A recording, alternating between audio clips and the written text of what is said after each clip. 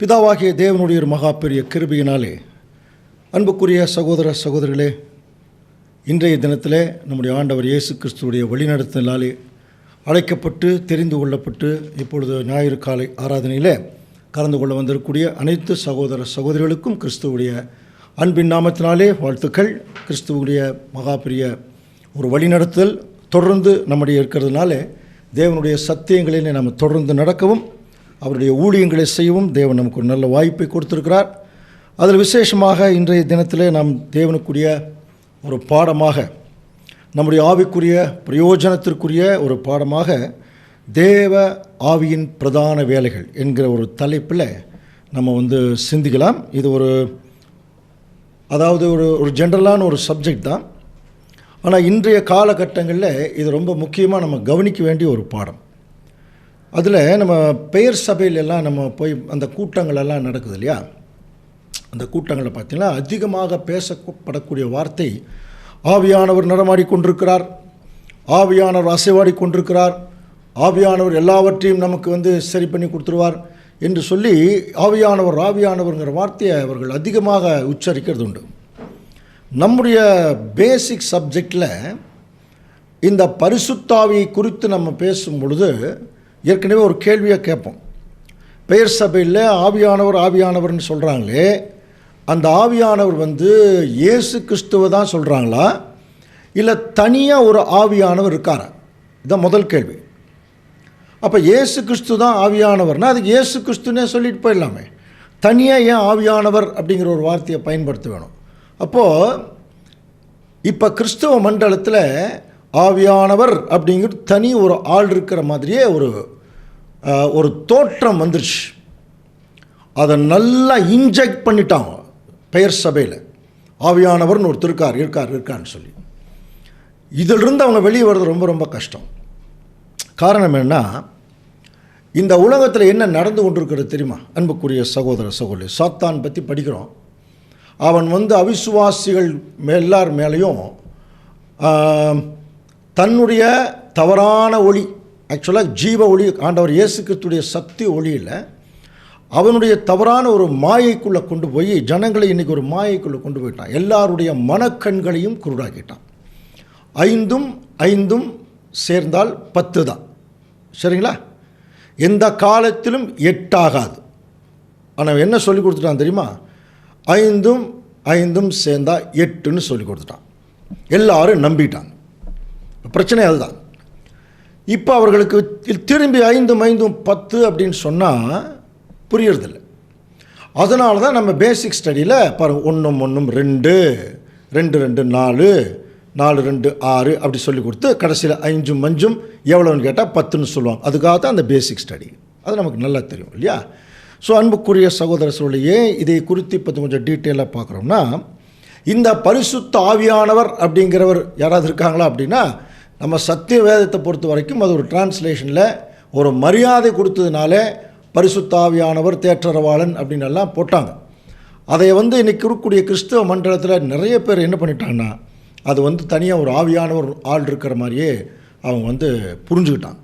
ஆக்சுவலாக ஆண்டவர் இயேசு கிறிஸ்து பரிசுத்தாவியினாலே உற்பவித்து பிறந்தார்னெல்லாம் படிக்கிறோம் இல்லையா? பரிசுத்தாவி உன் வயிற்றில் நிழலிடும் உன்னதமானுடைய பலம் நல்லா படிச்சிருக்கோம்.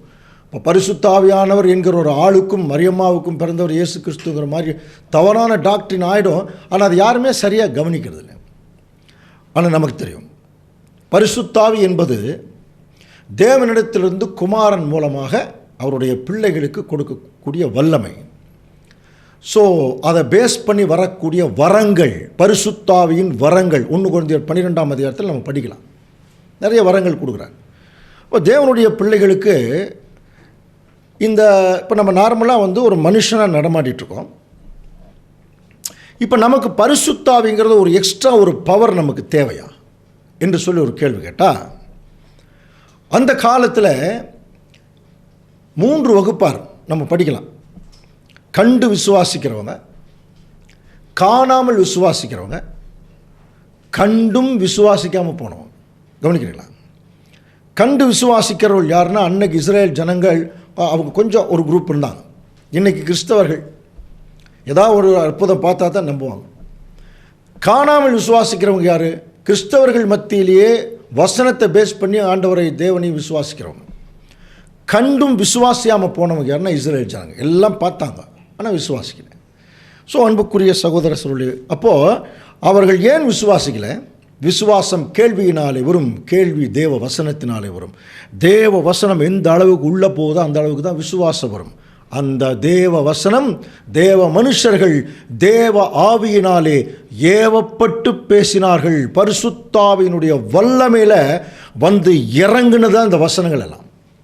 தேவனுடைய திட்டம், அவருடைய மைண்டு. அப்போது அந்த வல்லமை வந்து அதற்குரிய வசனங்களை நம்ம புரிந்து கொள்ள வேணும். அப்படின்னா இன்றைய காலகட்டங்களில் இந்த பரிசுத்தாவியினுடைய அந்த வரம் இருக்கு இல்லையா, அந்த ஒரு வல்லமை நமக்குள்ளே இறங்கணும். அப்படி இறங்கினா தான் முதலாக நம்ம புரிந்து கொள்ளக்கூடிய ஒரு அந்த ஒரு எண்ணமே வரும். அதில் நிறைய பவர் இருக்குது. அடையாள அற்புதங்கள் செய்தார்கள், அந்நிய பாஷைகளை எல்லாம் பேசினாங்க. இப்போ நம்ம இருக்கிற காலகட்டத்தில் அப்படி இல்லை. இப்போ நமக்கு என்ன தெரியுங்களா, நமக்கு எல்லா வசதி வாய்ப்புகளும் வந்துருச்சு. ஒரே ஒரு விஷயந்தான், தேவனுடைய திட்டத்தை புரிந்து கொள்ளக்கூடிய அறிவு தான் வேணும். அதனால தான் ஏசாயா 34:16 படித்தோம். கர்த்தருடைய புஸ்தகத்திலே தேடி வாசியுங்கள், இவைகளில் ஒன்றும் குறையாது, ஜோடி இல்லாமல் இராது. அவருடைய வாய் இதை சொல்லிற்று, அவருடைய ஆவி அவைகளை சேர்க்கும். கவனிக்கிறீங்களா? அப்போது இன்றைக்கி தேவனுடைய வசனங்களை எல்லாம் நம்ம அழகாக சேர்த்தி நமக்கு ஒரு சத்தியமாக கொடுக்கக்கூடிய ஒரு வல்லமை, அந்த இன்ஸ்பைரேஷன் ஆஃப் த ஹோலி ஸ்பிரிட்னு சொல்லுவாங்க. பரிசுத்தாவியினுடைய உள்ளுணர்வு இருக்கு இல்லையா, அந்த உள்ளுணர்வு தான் நமக்குள்ள வல்லமையாக இறங்குது. அவருடைய ஆவி அவைகளை சேர்க்கும். கவனிச்சிருக்கீங்களா? ஏசாயா 34:16. அடுத்த வசனமே பார்த்தீங்கன்னா, அவரே அவைகளுக்கு சீட்டு போட்டார்ன்னு இருக்கும். கவனிக்கிறீங்களா? எவைகளுக்கு? இந்த வசனங்களுக்கு அவர் தான் சீட்டு போட்டிருக்காராம். அந்த காலத்தில் சீட்டு எதுக்கு போடுவாங்க? ஒரு விஷயத்தை செலக்ட் பண்ணுறதுக்கு, முடிவு பண்ணுறதுக்கு. அப்போது தேவன் வந்து அவர் முடிவு பண்ணுறார், அவருடைய திட்டங்களை, அவர் செயல்பாடுகளை, அதை நமக்கு சொல்கிறார். அதை சீட்டு போட்டு வச்சுருக்காராம். அது அங்கங்கே இருக்குது இல்லையா, அங்கே கொஞ்சமும் இங்கே கொஞ்சமாக இருக்குது. அவரே அவைகளுக்கு சீட்டு போட்டார். கவனிக்கிறீங்களா? அப்போது அந்த சீட்டு தான் பைபிள். இதை குறித்து நீதிமொழிகளின் புஸ்தகம் 16:33 சீட்டு மடியிலே போடப்படும், காரிய சித்தியோ கர்த்தரால் வரும். படிச்சிருக்கீங்களா? அன்புக்குரிய சகோதர சகோதரிகளே, இப்போ யூடியூப்பில் ஒருவேளை நீங்கள் உட்கார்ந்துட்டு உண்மையாலுமே வேத வசனத்தை கையில் வச்சு இந்த சத்தியத்தை நீங்கள் கேட்கிறவரானால், இந்த சீட்டு உங்கள் மடியில் இருக்கிறத நீங்கள் கவனிக்கலாம். கவனிக்கிறீங்களா? உங்கள் மடியில் இருக்கா இந்த சீட்டு? யாரெல்லாம் உண்மையாக கவனிக்கணும்னு நினைக்கிறீங்களோ அவங்க மடியிலெல்லாம் இந்த சீட் இருக்கும், இந்த பைபிள். அதைத்தான் சொல்கிறார், சீட்டு மடியிலே போடப்படும், காரிய சித்தியோ கர்த்தரால் வரும். அப்போது மெயினாக இந்த காலகட்டத்தில் பரிசுத்தாவியினுடைய ஒரு வல்லமை, ஒரு வரம் இப்போ நம்மக்கிட்ட கொடுக்கப்படும் போது, அந்த பரிசுத்தாவிக்கென்று சில பிரதான வேலைகளை தேவன் வந்து நியமிச்சிருக்கார். அந்த வேலைகளை குறித்து தான் இப்போ பார்க்க போகிறோம். அது எதுக்கு பார்க்குறோம் அப்படின்னா, அந்த வேலைகள் நம்மகிட்ட நடக்குதா இல்லையான்னு தெரியணும். நம்மகிட்ட நடக்குதுன்னு தெரிஞ்சதுன்னா நாம் தேவ பிள்ளைகள், தெரியலைன்னா யார் பிள்ளைகள் முடிவு பண்ணணும். கவனிக்கிறீங்களா? ஸோ அன்புக்குரிய சகோதர சகோதரி, நமக்கு நல்லா தெரியும், பழைய ஏற்பாட்டு காலத்தில் பரிசுத்தாவியை தேவ ஆவி, கர்த்தருடைய வல்லமை நல்லா நமக்கு படிச்சிருக்கோம். அதே புதிய ஏற்பாட்டின் காலத்தில் தேவ ஆவிங்கிறது ரொம்ப ஜாஸ்தி இருக்காது, பரிசுத்தாவி அப்படிங்கிற ஒரு விஷயத்துக்குள்ளே நம்ம வந்துடுவோம். இந்த பரிசுத்தாவியை குறித்து பின்னாடி நம்ம படிக்கிறதுக்கு முன்னால் அந்த ராஜாக்களையும் ஆசாரியர்களையும் அவர்கள் ஒரு பிரத்யேகமான வேலைக்காக தேர்ந்தெடுக்கப்பட்டு அவர்கள் வரும்பொழுது அவர்கள் வந்து அந்த பணிக்கு டெடிகேட் பண்ணுவாங்க. அர்ப்பணிப்பு, புரியுதுங்களா? அப்படின்னு என்ன அர்த்தம்? ஒரு வேலையை ஒருத்தருக்கு அர்ப்பணிக்கப்பட்ட ஒரு வேலையை அவருக்கு கொடுத்துட்டோம்னா அந்த வேலையில் தான் அவர் இருக்கணும். அவருடைய பிரதான வேலையே அந்த வேலை தான். அந்த மாதிரி பழைய ஏற்பாட்டு காலத்தில் ஒரு அபிஷேகம் அப்படிங்கிற ஒரு வார்த்தை இருக்குது. அதைத்தான் நமக்கு பரிசுத்தாவினுடைய அபிஷேகம் நல்லா படிக்கணும். அப்போ பழைய ஏற்பாட்டு காலத்தில் யார் அபிஷேகம் பண்ணினாங்க? இந்த அபிஷேக தைலம் ஒன்று இருக்குது. கவனிக்கிறீங்களா? அதை நம்ம கவனிக்கும் போது விசேஷமாக ஆரோன் நமக்கு தெரியும். ஆரோனைப் போல அழைக்கப்பட்டால் ஒழிய இந்த பிரதானமான ஊழியத்துக்கு கனத்திற்குரிய ஊழியத்துக்கு யாரும் வர முடியாது. அதுக்கு நம்ம ஏற்கனவே ஆசரிப்பு கூடாரத்தில் அதனுடைய விளக்கம் பார்த்துட்டோம். ஆரோன் ஒரு பிரதான ஆசாரியன் மட்டுமில்ல, அவர் வந்ததே ஒரு பிரதான வேலைக்காக, த ஸ்பெஷல் டாஸ்க்குன்னு சொல்லுவார். பிரதான வேலைக்கு, அந்த பிரதான வேலைக்கு அவர் வரும்பொழுது அவர் அந்த வேலைக்கே உரியவர் என்கிற உரிமை அவருக்கு எதன் மூலம் கொடுக்கப்படுகிறதுனா அவர் மேலே ஒரு அபிஷேக தைலம் ஊற்றப்படும். இதையத்தான் அன்புக்குரிய சகோதர சொல்லை நம்ம நிறைய கன்வென்ஷன் எல்லாம் நம்ம படிக்கிறது உண்டு. இதோ சகோதரர் ஒருமித்து வாசம் பண்ணுகிறது எத்தனை நன்மையும் இன்பமானது, அது ஆரோனுடைய சிரசின் மேல் ஊற்றப்பட்டு அவனுடைய தாடியிலே வடிகிறதும் அவனுடைய அங்கியிலே இறங்குறதுமான நல்ல தைலத்துக்கும் அப்புறம் எர்மோன் மலையின் மேலே விழுகுதுன்னெல்லாம் படிக்கிறோம். இதை அடிக்கடி நம்ம படிச்சுட்டே இருப்போம் இல்லையா? இதை நம்ம என்றைக்காவது தியானிச்சிருக்கிறோமான்னு பாருங்கள். அதாவது கொஞ்சம் நம்ம கவனிக்கும்போது சகோதரர் ஒருமித்து வாசம் பண்ணுகிறது எத்தனை நன்மையும், எத்தனை அந்த தமிழ் வார்த்தை பாருங்கள் இன்பமானதான். சந்தோஷம்னு ஒரு விஷயம் இருக்குது, இன்பம் அப்படின்னு ஒரு விஷயம் இருக்குது. சந்தோஷம் என்பது சாதாரணமாக பழகிறதுல நம்முடைய ஆசைகள் அல்லது நம்முடைய ஏதாவது ஒரு எதிர்பார்ப்புகளை பூர்த்தி செய்கிறதுல வர்றதுக்கும் சந்தோஷம். இன்பம் என்பது அதனுடைய உச்சக்கட்டம், அதிகபட்சமான எதிர்பார்ப்பு. அந்த மாதிரி நம்ம புரிஞ்சுக்கிறக்கா சொல்கிறேன் அன்புக்குரிய சகோதர சொல்லி. அப்போது இந்த உலகத்தில் தேவனுடைய பிள்ளைகளுக்கு சந்தோஷம் அல்லது இன்பம் அப்படின்னாலே ஒருமித்து வாசம் பண்ணுறலாம். ஆனால் கொஞ்சம் கவனிங்க, இப்போ இருக்கிற காலகட்டங்களில் கவனிக்கும்போது இன்றைக்கி சத்தியம் பெருகிருச்சு, அதே சமயத்தில் சபைகளும் பெருகிருச்சு என்று சொல்கிறது ரொம்ப நல்ல விஷயந்தான். சபைகள் ஊழியத்தின் நிமித்தமாக பெருகினால் அது தேவ சித்தம், அது தேவனுக்குரிய ஒரு மகிமை. சபைகள் பொறாமையினாலும் குரோதத்தினாலும் புறங்கூறுதலினாலும் காட்டி கொடுக்கறதிலும் பெருகுச்சுன்னா அதில் எந்த வகையான தேவ சித்தமும் இருக்காது. அப்போ தேவ சித்தம் என்பது சகோதரர்கள் எவ்வளவுதான் நிறைய சபைகள் பிரிந்திருந்தாலும் ஒரு கன்வென்ஷன் வரும்போது ஒருமித்து வாசம் பண்ணுறாங்க. அதில் கொஞ்சம் கவனிங்க, நிறைய கன்வென்ஷன் அட்டன் பண்ண உங்களுக்கு தெரியும். ஒரு சிலரோட மட்டும்தான் எப்படி இருப்பாங்கன்னா ஒரு மாதிரி இன்டிமசி, மற்றவங்க கூடலாம் ஜாஸ்தி பேச மாட்டாங்க. குரூப்பிசம் இதெல்லாம் தான் ஒருமித்து வாசம் பண்ணுறதா. இதில் தான் எத்தனை நன்மை இன்பமானதெல்லாம் இருக்கா. அப்போது இந்த பாயிண்ட்லேயே கவனிச்சு பார்த்தீங்கன்னா அந்த ஒருமைப்பாடுங்கிறது போயிடுச்சு. தேவன் மேலிருந்து எல்லாத்தையும் பார்த்துட்டு தாங்க இருக்கார். ஆண்டவர் 2ஆம் வருகையில் இந்த உலகத்தை கம்ப்ளீட்டாக திருப்பி போடுற வேலையில் அவர் 24 hours into 7 வேலை செஞ்சிட்ருக்கார். அப்படி இருக்கும் பொழுது அவருடைய பிரதான வேலையை அவருடைய திருச்சபையை ஒருங்கிணைக்கணும். இப்போ பிரச்சனை என்ன தெரியுங்களா, அவருக்கு ரொம்ப கஷ்டம் கொடுத்துட்டோம். இப்போ எப்படி தெரியுங்களா, இப்போ வாங்க எல்லோரும் ஒன்றா வாங்க அப்படின்னு சொன்னால் ஒரு தலைவர் கூப்பிட்ற எல்லாம் வாங்கன்னா அந்த தலைவருக்கு கட்டுப்பட்டவர்களாக இருந்தால் என்ன ஆகிட்டாங்கன்னு எல்லோரும் வந்துடுவாங்க. இப்போ என்ன ஆயிடுச்சுன்னா வெளியே பிரிஞ்சு போனவங்க எல்லாருமே தலைவர் ஆகிட்டாங்க. அப்போ மேலே ஒரு தலைவர் இருக்கார், தலை சொல்கிறது கேட்குறதில்ல, கை தலையாக இருக்க முயற்சி பண்ணுது, காலு தலையாக முயற்சி பண்ணுது. இந்த மாதிரி நிறைய விஷயங்கள் நடக்கும்போது அந்த ஒருமித்து வாசம் பண்ணுகிறது என்கிற ஒரு விஷயத்துக்குள்ளே போக முடியறதில்லை, அதனுடைய இன்பத்தையும் அனுபவிக்க முடியறதில்லை. தேவனுடைய பிள்ளைகள் இன்பம்ங்கிறது தெய்வீக இன்பம், நான் சொல்கிறது நல்லா புரிஞ்சுக்கலாம். அதுதான் ஆரோனுடைய சிரசின் மேல் ஊற்றப்பட்டு தாடிகள் வெளிகிறதுமா. அப்போது திருச்சபையின் பிள்ளைகள் எந்த அடிப்படையில் ஒன்று சேர்றாங்க? 1 யோவான் 1ஆம் அதிகாரம் 3ஆம் வசனம் பாருங்க. நீங்கள் எங்களோட ஐக்கியம் உள்ளவர்களாகும்படி நாங்கள் கண்டும் கேட்டும் இருக்கிறதை உங்களுக்கு அறிவிக்கிறோம். எங்களுடைய ஐக்கியம் பிதாவோடும் அவருடைய குமாரனாகிய இயேசு கிறிஸ்துவோடும். முதல்ல நம்முடைய ஐக்கியம் பார்த்தீங்கன்னா அதான் ஒருமைப்பாடு. நம்முடைய ஐக்கியம் பிதாவாகிய தேவனோடும் அவருடைய குமாரன் இயேசு கிறிஸ்துவோடும். கொஞ்சம் கவனிக்கிறீங்களா? இந்த வசனத்தை கொஞ்சம் டீப்பாக உள்ளே போனால் பிதாவாகிய தேவனோடும் அவருடைய குமாரனாகிய இயேசு கிறிஸ்துவோடும் அப்படிங்கிற போது அந்த இயேசு ரட்சகர்னு அர்த்தம், கிறிஸ்து அபிஷேகம் பண்ணப்பட்டவர்னு அர்த்தம். நமக்கு ரட்சகர் ஒருத்தர் தாங்க, அபிஷேகம் பண்ணப்பட்டவர் ஒருத்தர் தான். ஆனால் அவரோட அவருடைய திருச்சபையின் சேரும்போது நம்மையும் வேதம் கிறிஸ்து என்று தான் சொல்லுது.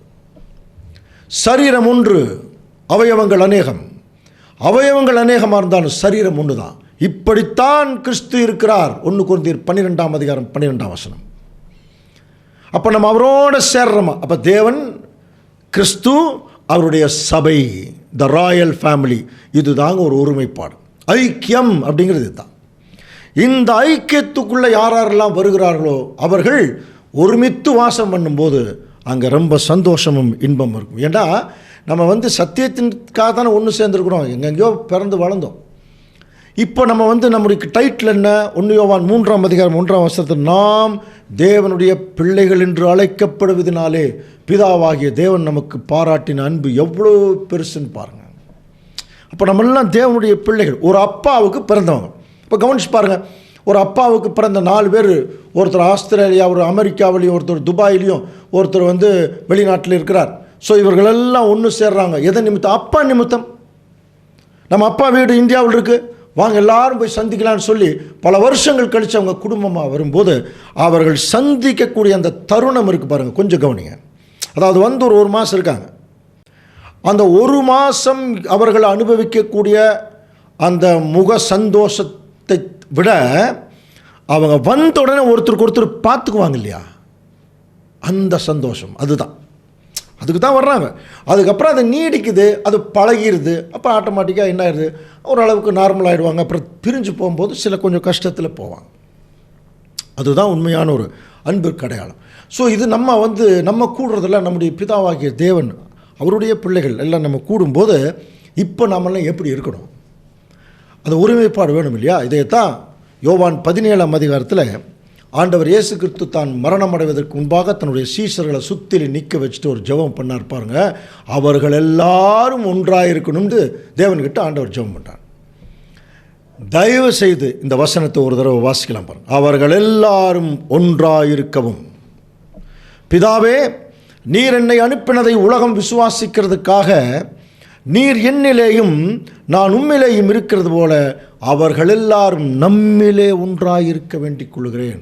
அவர்கள் எல்லாம் ஒன்றா இருக்கணும் அப்படின்னு நான் வேண்டிக்கிறேன்ப்பா அப்படின்னு சொல்கிறார். அப்போ இன்னைக்கு வரைக்கும் பிதாவாகிய தேவனிடத்தில் ஆண்டவர் சொன்ன ஜெபம் கேட்கப்பட்டிருக்குதான்னு ஒரு கொஸ்டின் போட்டோம்னா பயங்கரமாக இருக்கும். ஏன்னா சத்தியம் ஒன்று தாங்க, எல்லாரும் பிரிஞ்சிருக்கிறாங்க. இவர்கள் அவர்களை நேசிக்கிறதில்ல, அவர்கள் இவர்களை நேசிக்கிறதில்ல, அங்கீகரிக்கிறதில்ல, அந்த மாதிரி தான் இருக்கிறாங்க. அதாவது ஒரு விஷயத்தை நல்லா கவனிக்கலாம். ஒருத்தர் பலவீனத்தில் அல்லது ஒரு மேட்டிமையில் ஏதோ ஒரு அஜாக்கிரதையில் சில தவறுகள், அது நிமித்தம் சில விளைவுகள் வந்திருந்தா கூட தேவன் திருச்சபையின் பிள்ளைகள் பக்குவமானவங்கிட்ட சொல்கிறது மன்னிச்சிருங்கிறார். அவ்வளோதான். மன்னிப்பு தான் மறுபடியும் ஒருங்கிணைக்கிறக்கூடிய அடையாளம். மன்னிச்சிருங்க. யாரை மன்னிக்க வேண்டான்னு சொல்கிறாருன்னா, இந்த சிறியரில் ஒருவனுக்கு இடரல் உண்டாக்குகிறவன் எவனோ, கவனிக்கிறீங்க, இந்த இடரல் உண்டாக்குறவனை மட்டும் ஆண்டவர் மன்னிக்கிறதே இல்லை. அவர் என்ன சொல்லிட்டாருன்னா, அவன் கழுத்தில் எந்திரக்கல்லை கட்டிட்டு சமுத்திரத்தில் போட்டுட்டான். ஏன்னா சபையவே கெடுக்கிறவங்க, ஒருவன் தேவனுடைய ஆலயத்தை கெடுத்தால் அவனை தேவன் கெடுப்பான். வசனம் படிக்கணும் இல்லையா? நிறைய ஒரு சிலரெல்லாம் சபைக்குள் இருக்கிறாங்க. அவங்க என்ன பண்ணுறாங்கன்னா, மற்றவர்களை குறித்து தவறாக பேசியே ஜனங்களுடைய மனசை கெடுத்து, ஊழியத்தை கெடுத்து, புரிதெல்லாம் ஒருத்தருடைய இமேஜை கெடுத்து, அப்புறம் நானும் ஊழியம் பண்ணுறேன்னு போவாங்க. இப்படிப்பட்டவர்கள் ஒன்றாக இருக்கிறதுக்கு வாய்ப்பே கிடையாது. கவனிக்கிறீங்களா? இப்படிப்பட்டவங்க ஒன்றா இருக்கிறதுக்கு வாய்ப்பே இல்லை. எவ்வளோ கஷ்டத்திலும் நஷ்டத்திலும் ஒன்றா இருக்கிற தேவனுடைய பிள்ளைகள் பாருங்கள், நம்மெல்லாம் ஒன்றாக இருக்கவும். அந்த ஒருமைப்பாடு ரொம்ப முக்கியம் அன்புக்குரிய சகோதர சகோதரி. ஏன்னா பிதாவாகிய தேவனுடைய ஒரு மகா பெரிய குணலட்சணத்தில் அவர் தன்னுடைய குமாரனோடு ஒன்றி இருக்கிற விஷயந்தான் இன்றைக்கி உலகத்துக்கு மிகப்பெரிய ஒரு பாடமாக அமையப்போகுது. அவருடைய கண்ணுக்கு தெரிய ராஜ்யத்தில் அந்த ஒன்றி இருக்கிறதுல என்ன நல்லா இருக்குது தெரியுங்களா? அன்பு மட்டுமா இருக்குது, நம்புறது இருக்குது. நம்புதல், அன்பு சகலத்தையும் நம்பும். தன்னுடைய குமாரனை முற்றிலும் நம்பினவராக பிதாவாகிய தேவன் அவரிடத்தில் எல்லாத்தையும் ஒப்படைக்கிறார். அதே மாதிரி தான் இந்த திருச்சபையை வழி நடத்துறதுக்கும் அவர்களை ஊழியர் செய்கிறதுக்கு ஒரு சிலருக்கு தேவன் அந்த வாய்ப்பை கொடுக்குறார். அப்போ என்ன செய்யணும்? ஒருத்தருக்கு ஒருத்தர் நம்பணும். ஒரு பிரதான வேலையில் இருக்கிறவர் தன்னுடைய சகோதரர்கள் நம்பணும், சகோதரர்கள் அவரை நம்பணும். அதுதான் அன்பு. அப்போ இதில் ஒருங்கிணைப்பு, ஒன்றாக இருக்கிற ஒரு விஷயம் இருக்கு இல்லையா? இது ரொம்ப ரொம்ப முக்கியம் தேவனுடைய வேலையில். இது எதில் வருது அப்படின்னா, சகோதரர் ஒருமித்து வாசம் பண்ணுகிறது எவ்வளவு நன்மையும் இன்பமானது, அது ஆரோனுடைய சிரசின் மேல் ஊற்றப்பட்டு. படிக்கிறோம் இல்லையா? இப்போ நமக்கு ஆரோன் யார்? நம்முடைய ஆண்டவர் இயேசு கிறிஸ்து தான் நமக்கு ஆரோன், பிரதான ஆசாரியன். அவருடைய சிரசின் மேலே ஒரு முறை ஊற்றப்பட்டு தான் இந்த தைலம், பரிசுத்தாவி என்கிற தைலம். மத்தேயு 3ஆம் அதிகாரத்தில் படிக்கிறோம் இல்லையா? தேவ ஆவி புறாவை போல் அவருடைய தலையில் வந்து இறங்குச்சான். ஆரோனுடைய சிரசின் மேல் ஊற்றப்பட்டு அப்படியே வழியுதுங்கிறார். சரியா? அப்போது அது வழியும் போது ஒரே பாடிக்குள்ளே தானே வருது. அப்போ அந்த ஒன்றா இருக்கிறதுல எவ்வளோ ரொம்ப முக்கியம்னு சொல்லி கவனிக்கும்போது, எபேசியர் 4ஆம் அதிகாரம் 4ஆம் வசனத்தில், உங்களுக்குண்டான அழைப்பினாலே நீங்கள் ஒரே நம்பிக்கைக்கு அழைக்கப்பட்டது போல ஒரே சரீரம், ஒரே ஆவியும் உண்டு, ஒரே கர்த்தரும், ஒரே விசுவாசமும், ஒரே ஞானஸ்தானமும். கடைசியில் எப்படி முடிக்கிறார்னா, எல்லாருக்கும் ஒரே தேவனும் ஒரே பிதாவும் உண்டு. இது ஏன் இந்த வசனம் இப்போ படிக்கணும் தெரியுங்களா? கவனிய, ப்ராக்டிக்கலாக இருக்கிறத நம்ம பேசித்தான் ஆகணும். இன்றைக்கி நிறைய சபைகள் எல்லாம் பிரிஞ்சிருக்குன்னு வச்சிங்களேன். இந்த பிரிஞ்சவங்கெல்லாம் யாவே தேவனை வணங்கிட்டு இருக்கிறாங்க. எப்படி தெரியுங்களா? அந்த சபை அவர்களுக்கு தனி யாவே தேவன், இங்கே ஒரு சபை இருக்குது, இவங்களுக்கு தனி யாவே தேவன். அங்கே ஒரு சபை இருக்குது, அவங்களுக்கு தனி. அவங்க தனியாக ஒரு தேவன் வச்சுருக்காங்க. நம்ம எல்லாரும் ஒரே தேவனை தான் வணங்குறோங்கிறத பவுல் இங்கே சொல்கிறார். எல்லாருக்கும் ஒரே பிதா. நீங்கள் எப்படி பிரதர் இதை சொல்கிறீங்க அப்படின்னா, அவர்கள் மற்றவர்களை அங்கீகரிக்காமல் போகிறதும். புரியுதுங்களா? அப்போ மற்றவருடைய சத்தியமே சில பேர் பற்றி அவங்க சப்ஜெக்டை கேட்க வேண்டான்றோம். அந்த மாதிரிலாம் இருக்கிறாங்க. அப்போ இதெல்லாம் கவனித்து பார்த்தீங்கன்னா, அவர்களுக்கென்று ஒரு தனி தேவன், தனி ஒரு ஆர்கனைசேஷன். இது எல்லாமே பார்த்தீங்கன்னா கிறிஸ்துவுடைய ஜட்ஜ்மெண்ட்டில். அன்புக்குரிய சகோதர சகோதரர்களே, கொஞ்சம் கவனிங்க, இது ரொம்ப முக்கியமான ஜட்ஜ்மெண்ட்டு. எல்லாரும் பரலோகம் போயிடலான்னு எப்படி சாதாரண கிறிஸ்தவர்கள் நினச்சிட்டு இருக்கிறாங்களோ, அவர்கள் ஒருத்தர் போக முடியாதுன்னு நம்ம பேசிகிட்டு இருக்கிறோம். திருச்சபையினுடைய அழைப்புலையும் நிறைய பேர், நாங்கள்லாம் பரிசுத்தவான்கள், நாங்கள்லாம் கற்றுக்கிட்டோம், எல்லாமே எங்களுக்கு தெரிஞ்சிருச்சு, நாங்கள்லாம் கன்ஃபார்மாக போயிடுவோம்னு நினைக்கிறோம் இல்லையா? அதே நிலைமை தான் எல்லாருக்கும் வரப்போகுது. ஒருத்தர் கூட போக முடியாது. எல்லாருக்கும் ஒரே பிதா உண்டு என்கிறதை மற்ற சகோதரர்களும் நம்முடைய அப்பாவை தான் வணங்கிட்டு இருக்கிறாங்க. நம்ம எல்லாரும் ஒரே ஒரு ஒருங்கிணைப்பில் தான் இருக்கிறோம் என்கிற எண்ணம் யாருக்கு வருகிறதோ அவர்கள் போவாங்க. அதனால தான் 1 பேதுரு 3ஆம் அதிகாரம் 8ஆம் வசனம் பாருங்கள். மேலும் நீங்கள் எல்லாரும் ஒருமனப்பட்டவர்களும் இரக்கம் உள்ளவர்களும் சகோதர சிநேகம் உள்ளவர்களும் மன உருக்கம் உள்ளவர்களும் இணக்கம் உள்ளவர்களுமா. எப்படி இருக்கணுமா? நீங்கள் எல்லாரும் ஒருமனப்பட்டவர். நீங்கள் எல்லாருங்கிறது யாரு? எல்லாரும் தான். இந்த உலகத்தில் யாரெல்லாம் வேத மாணவர்களாக இருக்கிறார்களோ அத்தனை பேருக்கு அது சொல்லப்படும். சில பேர் என்ன நினைக்கிறாங்கன்னா, பைபிள் ஸ்டூடெண்ட்ஸ், வேத மாணவர்கள், நமக்கு தாங்க ரீப்ரிண்ட்ஸ் தெரியும், அப்புறம் வால்யூம்ஸ் தெரியும், தீர்க்க தரிசனம் தெரியும், எல்லாமே தெரியும் நினச்சிட்டுருக்கோம். அன்புக்குரிய சகோதர சகோதரர்களே, கொஞ்சம் கவனிங்க. நிறைய பேர் இந்த சபையில் ஐக்கியம் இல்லாமல் தனியாக இருந்துட்டு, தனியாக தேவனுடைய ஊழியத்தை செய்துட்டு நிறைய பேர் கஷ்டப்பட்டுருக்காங்க. நமக்கு தெரியாதுங்க. பாகாலுக்கு முன்பாக முழங்கால் படியிடாத 7000 பேர்த்த வச்சுருக்கேன்னு எலியாவுக்கு சொன்னார் இல்லையா தேவன்? நான் ஒருத்தன் தான் கஷ்டப்படுறேன் அப்படின்னு எலியா சொன்னார். அதுக்கு சொன்னார் தேவன், நீ ஒருத்தன் தான் நினச்சிட்ருக்க, 7000 பேர் பின்னாடி ஒன்று கஷ்டப்பட்டுருக்கான் தெரியுமா? அந்த மாதிரி நமக்கு அறிமுகம் இல்லாமல், நமக்கு தெரியாமையோ எங்கேயோ ஒரு மூலையில் இருக்கிறாங்க.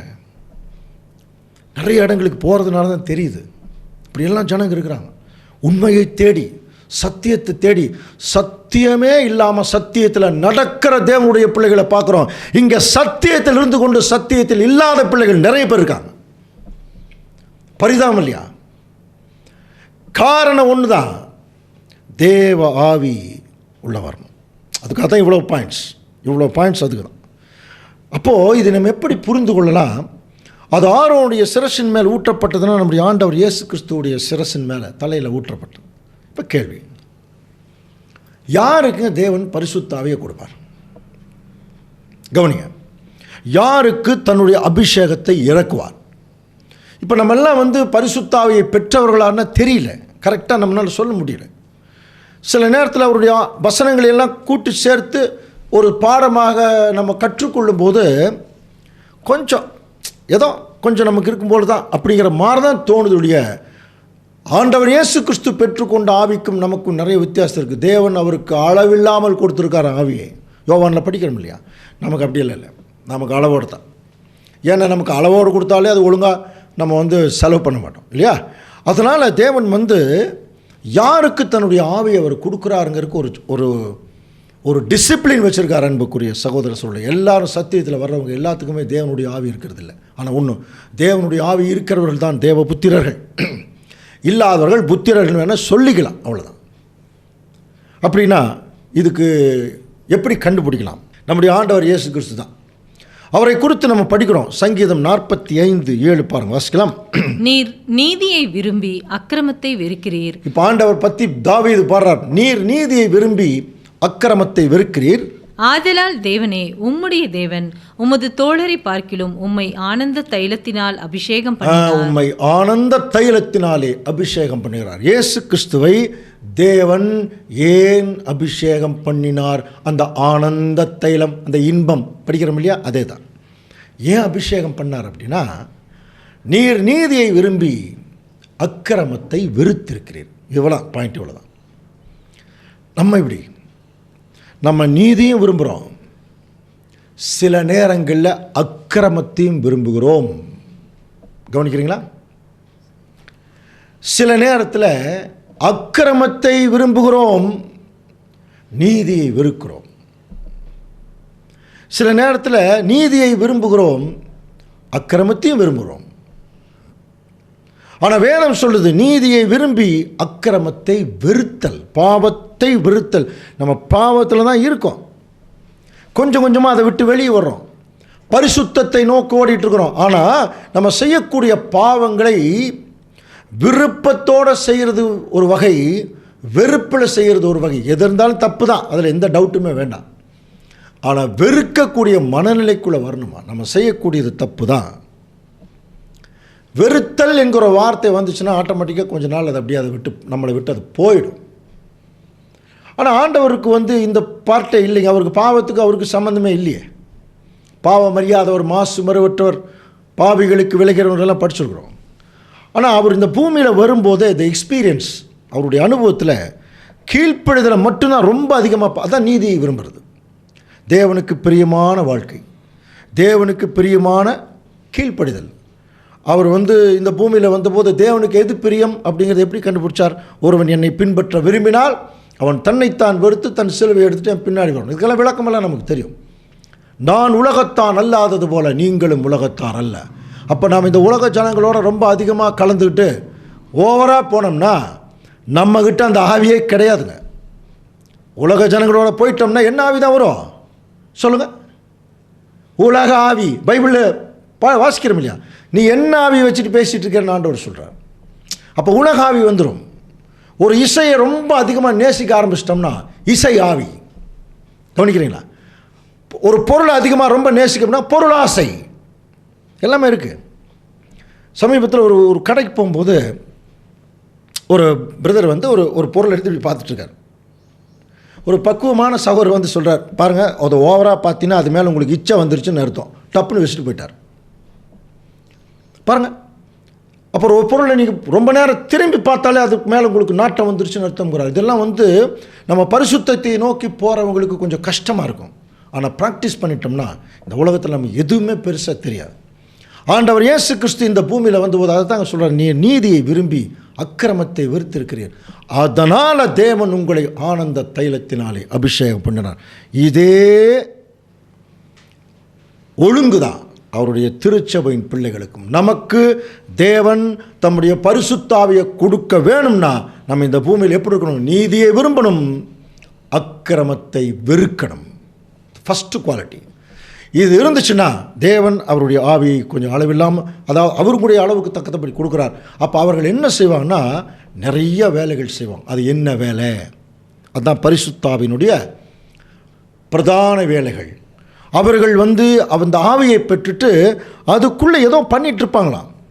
அது அவர்களை எது வரைக்கும் வழி நடத்திடும் அப்படின்னா பரலோகம் வரைக்கும் அவங்கள வழி நடத்திடும். அதில் முக்கியமாக நான் கவனிக்கும் போது அதில் முதல் வேலை ஒருமித்து வாசம் பண்ணுறது. இதோ சகோதரர் ஒருமித்து வாசம் பண்ணுகிறது எத்தனை நன்மையும் இன்பமானது. அது ஆரோனுடைய சிரசின் மேல் ஊற்றப்பட்ட, சிரசுன்னா தலை. இப்போது லிட்டரலாகவே பார்த்தீங்கன்னா ஆரோனை அபிஷேகம் பண்ணும் பொழுது என்ன பண்ணாங்க, தலையிலிருந்து அதை ஊற்றுனாங்க. அது ஊற்றும்போது தாடியில் வலியுது, அப்படியே ட்ரெஸ்ஸில் போதான். அப்படி போகிறதற்கென்றே சில துவாரங்களை ட்ரெஸ்ஸில் வச்சுருந்துருக்காங்க பாருங்கள். அப்போவே அது ஆரோனுடைய சிரசின் மேல் ஊற்றப்பட்டு அவனுடைய தாடியிலே வடிகிறதும் அவனுடைய அங்குகளின் மேல் இறங்குறதுமான நல்ல தைலத்துக்கு ஒப்பாருக்குன்னு சொல்லியிருக்கு இல்லையா. பாருங்கள், யாத்திராகமம் 28ஆம் அதிகாரம் 32ஆம் வசனம்.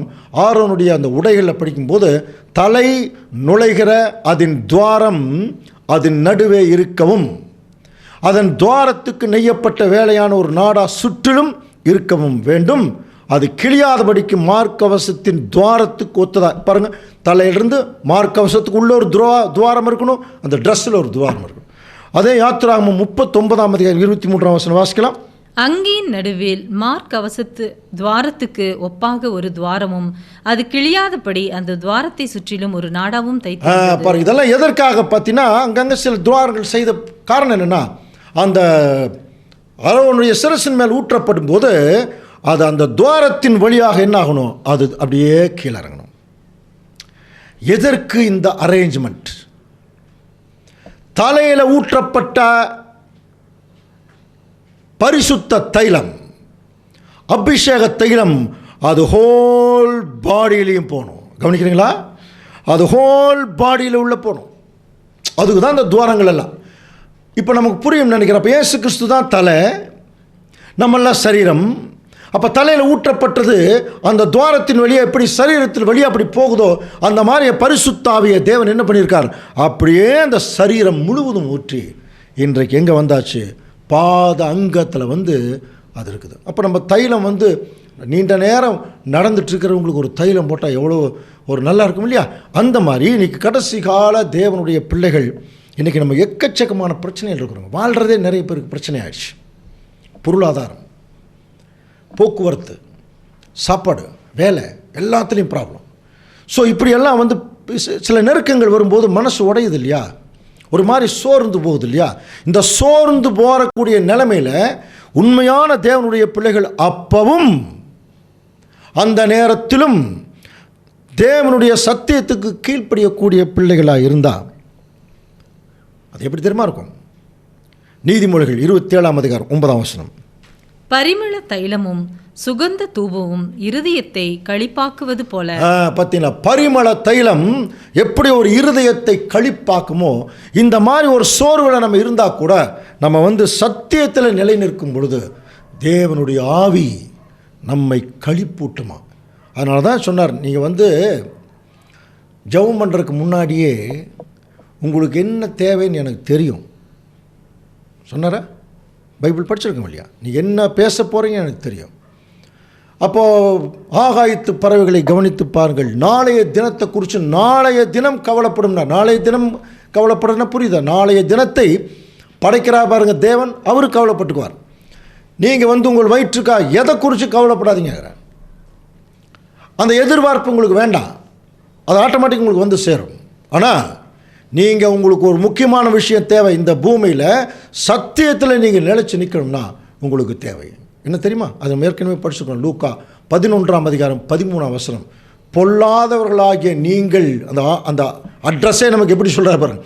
பொல்லாதவர்களாகிய நீங்கள் உங்கள் பிள்ளைகளுக்கு நல்ல ஈவுகளை கொடுக்க அறிந்திருக்கும் போது பரமபிதாவானவர் தம்மிடத்தில் வேண்டிக் கொள்வர்களுக்கு பரிசுத்தாவியை கொடுப்பது அதிக நிச்சயம் அல்லவா. அப்போது பரிசுத்தாவியை தேவன் கேட்டால் தான் கொடுப்பார், மற்றதெல்லாம் கேட்காமையே கொடுப்பார். இப்போ நமக்கு எது தேவை? இந்த மாதிரி சோர்வடையக்கூடிய காலங்களில் இந்த பரிசுத்தாவி நம்ம கீழ்ப்படுதலுக்குள் இருக்கும்போது, நீதியை விரும்பி அந்த டைமில் கூட சில நேரத்தில் அது பொருளாதார பிரச்சனை எல்லாம் நிறைய வரும் இல்லையா. அந்த நேரத்தில் என்ன நடக்கும் தெரியுங்களா, ப்ராக்டிக்கலாக நீதியை வெறுத்துருவோம், அக்கிரமத்தை விரும்பிடுவோம். நம்மளை சுற்றி இருக்கிறாங்க பாரு, நம்ம சொந்தக்காரர், நம்முடைய ஃப்ரெண்ட்ஸு இல்லையா, நம்முடைய சபை மக்கள் நம்மளை கீழே தள்ளுறதுக்கு நேரடியாக இருப்பாங்க. எதெல்லாம் தேவனுக்கு பிரியம் இல்லையோ அதில் பிரியமாக நடக்கிறதுக்கு போயிட்டுருப்போம். அந்த நேரத்தில் நமக்கு என்ன பண்ணுவாங்க, சுற்றி இருக்கிறவங்க நீதியை வெறுக்கிறக்கும் அக்கிரமத்தை விரும்புறக்கும் நமக்கு ப்ராக்டிஸ் சொல்லி கொடுத்துருவாங்க. அந்த நேரம் தவறிடுவோம். அப்படி தவறும்போது நம்ம ஒரு வேளை கொஞ்சம் நஞ்சம் இருக்கிற ஆவி நம்மளை விட்டு போயிடுமா. அப்போ அது நமக்கு ஆறுதலும் தேறுதலும் ஒரு ஃப்ரெஷ் மைண்டு இல்லை. தேவன் அவருக்காகத்தான் இந்த கீழ்ப்படுதல் இருக்கிறோம். கஷ்டமே இது இதனால தானே. அப்போ தேவன் பார்ப்பாரால, அவர் தான் நம்ம படித்தார், அவர் தான் நம்மளை கூப்பிட்டார், அப்புறம் நம்மளை கொண்டு போய் சேர்த்தக்கூடிய பொறுப்பு அவருக்கு இருக்கு இல்லையா. கவனிக்கிறீங்களா? இதே வார்த்தையை ஒரு பெரிய பெயர் சபையில் பேசிகிட்டு இருக்கும்போது அந்த விசுவாசத்தை குறித்து அவங்ககிட்ட அதை பேசும்போது, நம்மை அழைத்த தேவனுக்கு நம்மளை கரெக்டாக கொண்டு போய் சேர்த்துணுங்கிற பொறுப்பு இருக்குது இல்லை, அதை செய்ய மாட்டான்னு சொல்லும்போது ஹல்லேலூயா அப்படின்னு கத்துறாங்க அந்த ஒரு எக்ஸைட்மெண்ட்டில். அப்போ பாருங்கள், இதெல்லாம் அவங்க ஒரு ஆர்வத்தில் கத்துறாங்க. ஆனால் திருச்சபையின் பிள்ளைகள் நம்ம அவங்கள மாதிரிலாம் என்ன ஆகிறதில்ல, ரொம்ப ஓவர் எக்ஸைட்மெண்ட்டெல்லாம் ஆகிறதில்ல. சத்தியத்தில் நிதானிக்கிறோம். ஆமாம், கரெக்ட் தானே, நம்மளை அவர் தானே கூப்பிட்டாரு. இந்த சத்தியத்தில் இருக்கிறதுனால இவ்வளோ அவமானம். சொந்த பந்தம்லாம் நம்மளை வெறுக்கிறாங்க, நண்பர்களெல்லாம் நம்ம வெறுக்கிறாங்க, யாரும் நம்மளுக்கு ஃபேவராக இல்லை, சபை மக்கள் சத்தியம் இப்படித்தான் இருக்குது. அப்போ தேவன் நம்மளை பார்த்துக்கிறார்ல என்கிற ஒரு சிந்தனை வரும் பொழுது அந்த சிந்தனைக்குள்ளே உருவாகிறது தான் ஆறுதலின் ஆவி. ஆமாம், தேவன் நம்மளை பார்த்துக்குவார். புரியுதுங்களா? பரிசுத்தாவியினுடைய ரிசம்பிளன்ஸ் சொல்கிறோம் இல்லையா, அது நம்மை ஆறுதல் படுத்திடுமா. தேவன் நம்மளை பார்த்துக்குவாருங்க. இதுக்கு மேலே ஒரு வைராக்கியம் ஒன்று இருக்குது தெரியுங்களா. செத்துட்டு போகிறாங்க, பரவாயில்ல போங்க அப்படின்ட்டுருவாங்க சில பேர். கடவுளுக்காக தானே வந்தோம், என்ன ஆயிரப்போகுது, அவன் சும்மாவே ஒன்றும் இல்லாமல் செத்துட்ருக்கிறான், சாப்பாட்டுக்கு வழி இல்லாமல். நம்மெல்லாம் கடவுளுக்காக தானே இருக்கிறோம். இப்படி ஒரு வைராக்கியம் இது எப்படி, இதுக்கு மேலே அது வைராக்கியத்தின் ஆவி. இதெல்லாம் தான் தேவனுடைய பிள்ளைகளுக்கு உள்ளே இருக்க வேண்டிய விஷயம். நல்லா கவனிக்கலாம் அன்புக்குரிய சகோதர சகோதரி. அது மட்டும் இல்லை, சங்கீதம் 141:5 பாருங்கள். நீதிமான் என்னை தயவாய் கொட்டி என்னை கடிந்து கொள்ளட்டும், அது என் தலைக்கு எப்படி இருக்குமா, எண்ணெய் மாதிரி இருக்குங்கிறார். தலைக்கு எண்ணெய் போட்டால் எவ்வளோ ஃப்ரெஷ்ஷாக இருக்கு இல்லையா. அதனால தான் நிறைய பேர் தலைக்கு எண்ணெயே போடுறதில்ல. அது ஒரு வகையான பழக்கம். அப்போ பாருங்கள், நீதிமான் தயவா என்னை கொட்டி, அப்போது ஒரு கடிந்து கொள்ளுதல்னு ஒரு விஷயம் இருக்கு இல்லையா. தேவனுடைய ஆவியை பெற்றவர்களுக்கு கட்டாயமாக கவனிங்க, தேவனுடைய ஆவியை நம்ம பெற்றுக்கொண்டு தேவனுடைய வேலை செய்யும் பொழுது சில நேரங்களில் சில தவறுதல்கள், சில இடறுதல்கள் வரும். அப்படி போகும்போது தேவனுடைய சார்பாக நமக்கு சில கடிந்து கொள்ளுதல் வரும்.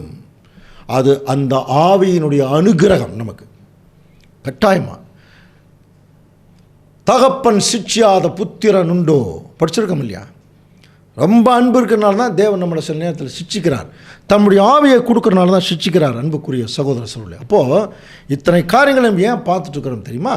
இந்த அபிஷேகம் தைலம் யார் யார் மேலே மட்டும்தான் ஊற்றப்படுதுன்னா, ஒன்று ராஜாக்கள், இன்னொன்று ஆசாரியர்கள். பழைய ஏற்பாட்டு காலத்தில் ராஜாக்களுக்கும் அவங்கள ஒரு பிரத்யேகமான ராஜாவை அபிஷேகம் பண்ணும்போது அபிஷேகம் பண்ணுறாங்க. அதே மாதிரி ஆசாரியர்கள். நம்ம யார் தெரியுமா? ஆசாரியர்களும் ராஜாக்களும். பாருங்கள், வெளிப்படுத்தல் 1:6 நம்மிடத்தில் அன்பு கூர்ந்து தமது இரத்தத்தினாலே நம்முடைய பாவங்களற நம்மை கழுவி தம்முடைய பிதாவாகிய தேவனுக்கு முன்பாக நம்மை ராஜாக்களும் ஆசாரியர்களும் ஆக்கின அவருக்கு மகிமையும் வல்லமையும். பழைய காலத்தில் சவுல் ராஜாவை எல்லாம் அபிஷேகம் பண்ணாங்க, ஆரோனை அபிஷேகம் பண்ணாங்க. ஆரோன் ஆசாரியன், சவுல் ராஜா, சாலமோன் ராஜா. பாருங்கள், இவங்களெல்லாம் அபிஷேகம் பண்ணுறாங்க. காரணம் என்னென்னா, they are coming for the special task. ஒரு பிரதானமான வேலைக்காக அவர்கள் நியமிக்கப்பட்டவர்கள், அர்ப்பணிக்கப்பட்டவர்கள். அந்த வேலையை அவங்க செய்கிறாங்க. இப்போ நம்மளே அதே மாதிரி தான். அவருடைய ராஜ்யத்தில் ராஜாக்களாக மட்டும் தேவன் நம்மளை அழைக்கிறதில்ல, ஆசாரியர்களாக இருக்கிறதுக்கும் அழைக்கிறார். அப்படின்னா தேவனுடைய பிள்ளைகளுக்கு இந்த 2 வேலையை அவங்க செஞ்சாகணும். ஆசாரியருடைய முக்கியமான வேலையை பழைய ஏற்பாட்டு காலத்தில் தேவனுடைய பலியை கொண்டு போய் அங்கே செலுத்தணும், இவர்களுடைய பலியும் செலுத்தணும். ஆண்டவர் அதை செய்தார். அவரே ஜீவ பலியாக தேவனுக்கு கொடுத்தார், நம்ம பலியும் கொண்டு போய் சேர்த்தினார். அதில் ஆசாரியனுக்கு என்ன இருக்கணும், அந்த இரக்கம் இருக்கணும், நல்லா படிக்கிறோம், அது ஒன்று. அடுத்தது ராஜாக்களுடைய அபிஷேகத்தை குறித்து நம்ம பார்க்கும்போது ராஜாக்கள் அபிஷேகம் பண்ணுறதுக்கு முன்னாடி வரைக்கும் அவருடைய முன்னிருந்த நிலைமை வேறு, விளையாட்டுத்தனமாக கூட இருந்திருக்கலாம். அபிஷேகம் பண்ணினதுக்கப்புறம் அவர்கள் இருந்த நிலைமை வேறு. இப்போ நம்ம எப்படி புரிஞ்சு, ஒரு கலெக்டர், ஒரு சின்ன ஒரு 25 வயசு ஒரு யூத் ஒரு ஸ்டேஜில் ஒரு பையன் ஒரு கலெக்டர் ஆகிறான். அதுக்கு முன்னாடி அவன் வந்து கிரிக்கெட் விளையாண்டுருந்துருப்பான், அல்லது ஏதாவது ஒரு விளையாட்டுகள் விளையாண்டுருந்துருப்பான், ரொம்ப ஜாலியாக இருந்திருப்பான். அவன் கலெக்டராக அந்த போஸ்ட்டில் போய் உட்கார்ந்தோடனே அந்த கலெக்டர் போஸ்ட்டுக்குன்னே ஒரு டிக்னிட்டி இருக்குது, ஒரு பெருமை, ஒரு மரியாதை இருக்குது. அந்த மரியாதையை அவன் காப்பாற்றி ஆகணும். அவனுடைய ஆட்டிடியூட் இருக்குது பாருங்கள், அந்த செயல்பாடுகள் அப்படியே மாறுது, பார்க்குற பார்வையிலிருந்து மாறிடுது. பெரிய பெரிய ஆட்கள்லாம் சல்யூட் அடிக்கிறாங்க, வயசுக்கு மூத்தவங்கள்லாம். காரணம் அந்த பையனுடைய வயசல்ல, அந்த பையனுடைய பொறுப்பு, இந்த டாஸ்க்கு. அதே தாங்க அன்புக்குரிய சகோதர சகோதரி, நமக்கும் தேவன் இந்த பூமியில் சில பொறுப்புகளை கொடுத்துருக்கார். அந்த பொறுப்புகளை நம்ம திறம்பட செய்யணும், சிறப்பாக செய்யணும். கடைசியாக அதன் மூலம் தேவனுடைய நாமம் மகிமைப்படணுங்கிற ஒரே காரணத்தினால ஒரு சில தேவனுடைய பிள்ளைகளுக்கு இந்த பரிசுத்தாவியினுடைய வரங்கள் அல்லது வல்லமைகளை தேவன் கொடுக்குறார். இதில் பரிசுத்தாவியினுடைய வரம் பெற்றவர்கள் நிறைய வேலைகளை இந்த பூமியில் தேவனுடைய சார்பாக செய்வாங்க. அதில் எங்கிருந்து ஆரம்பிக்கலான்னா, நம்ம புரிஞ்சுக்கிறக்கா,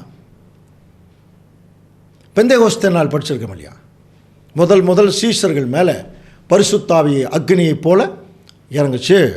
அப்போ அவர்கள் மற்றவருடைய ஜென்ம பாஷையில் தேவனுடைய மகத்துவங்களை குறித்து பேசினார்கள்னு படிச்சிருக்கோம். அந்த மகத்துவத்தை குறித்து என்ன பேசினாங்கிறத எப்படி புரிஞ்சுக்கலாம்? பேதுருடைய முதல் பிரசங்கத்திலே புரிஞ்சுக்கலாம். பேதுரு என்ன பேசினாரோ அதான் மற்றவர்கள் பேசியிருக்காங்க. அப்போ ஒரு காலையில் நேரங்கிறனால எல்லாம் என்ன நினச்சிட்டாங்க, ஏதோ ஒரு மதுபானம் சாப்பிட்டு அவங்க பாட்டுக்கு உளறிட்டு இருக்கிறாங்கன்னு நினைக்கும்போது அப்போஸ்தலனாகிய பேதுரு பயந்தவர், எந்த வாயில் இவர் யாருன்னே தெரியாதுன்னு சொன்னாரோ அவர் எந்திரிச்சு நின்று எப்படி ஆரம்பித்தார் தெரியுங்களா? அது ரொம்ப முக்கியம். நீங்கள் இவர்கள் எல்லாரும் மதுபானத்தில் நிறைஞ்சிருக்கான்னு நினைக்காதீங்க. இப்போ என்ன நடந்துருக்கு தெரியுமா? தீர்க்கதரிசியாகிய யோயேலினால் உரைக்கப்பட்டபடி இது நடந்தேறுகிறதுன்னார். தீர்க்கதரிசியாகிய யோயேலினால், யோயேல் தீர்க்கதரிசி புஸ்தகத்தில் இருக்கிறதா நடக்குதா அப்படிங்கிறார். கவனிக்கிறீங்களா? அப்போ யோயேல் தீர்க்கதரிசி புஸ்தகத்தில் என்ன இருக்குங்கிறத பேதுரு பேசுகிறார் பாருங்க. கடைசி நாட்களில் அப்போஸ்தலர் 2ஆம் அதிகாரம் 17ஆம் வசனம், நான் மாம்சமான யாவர் மேலும் நாவியை ஊற்றுவேன், அப்பொழுது உங்கள் குமாரரும் உங்கள் குமாரத்திகளும் தீர்க்க தரிசனம் சொல்லுவார்கள், உங்கள் வாலிபர் தரிசனங்களை அடைவார்கள், உங்கள் மூப்பர் சொப்பனங்களை காண்பார்கள், என்னுடைய ஊழியக்காரர் மேலும் என்னுடைய ஊழியக்காரர்கள் மேலும் அந்நாட்களின் ஆவியை ஊற்றுவேன், அப்பொழுது அவர்கள் தீர்க்க தரிசனம் சொல்லுவார்கள், அல்லாமலும் வானத்திலே உயர வானத்திலே அற்புதங்களையும் தாழ பூமியிலே இரத்தம் அக்கினி புகைக்காடாகிய அதிசயங்களையும் காட்டுவேன். கர்த்தருடைய பெரிதும் பிரகாசமான நாள் வரும் முன்னே சூரியன் இருளாகவும் சந்திரன் இரத்தமாகவும் மாறும், அப்பொழுது கர்த்தருடைய நாமத்தை தொழுது கொள்கிறவன் எவனோ ரட்சிக்கப்படுவான். இப்போ நான் பேசின வசனம் இருக்கு இல்லையா, அப்படியே பேதுரு பேசுகிறார், அச்சு மாறாமல் பேசுகிறார்.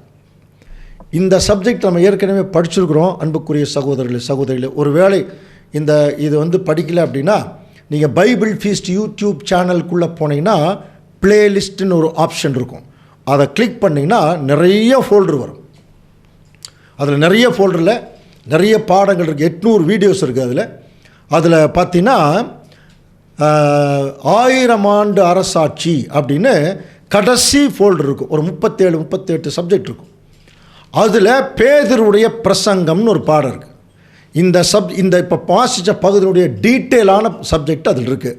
நீங்கள் உள்ளே போய் பார்த்து கண்டுபிடிச்சி ஒரு வேலை வாய்ப்பு இருந்தால் நீங்கள் கேளுங்க, சரிங்களா? ஸோ பேதுருடைய பிரசங்கம் 1000 ஆண்டு அரசாட்சிங்கிற ஃபோல்டர் இருக்குது.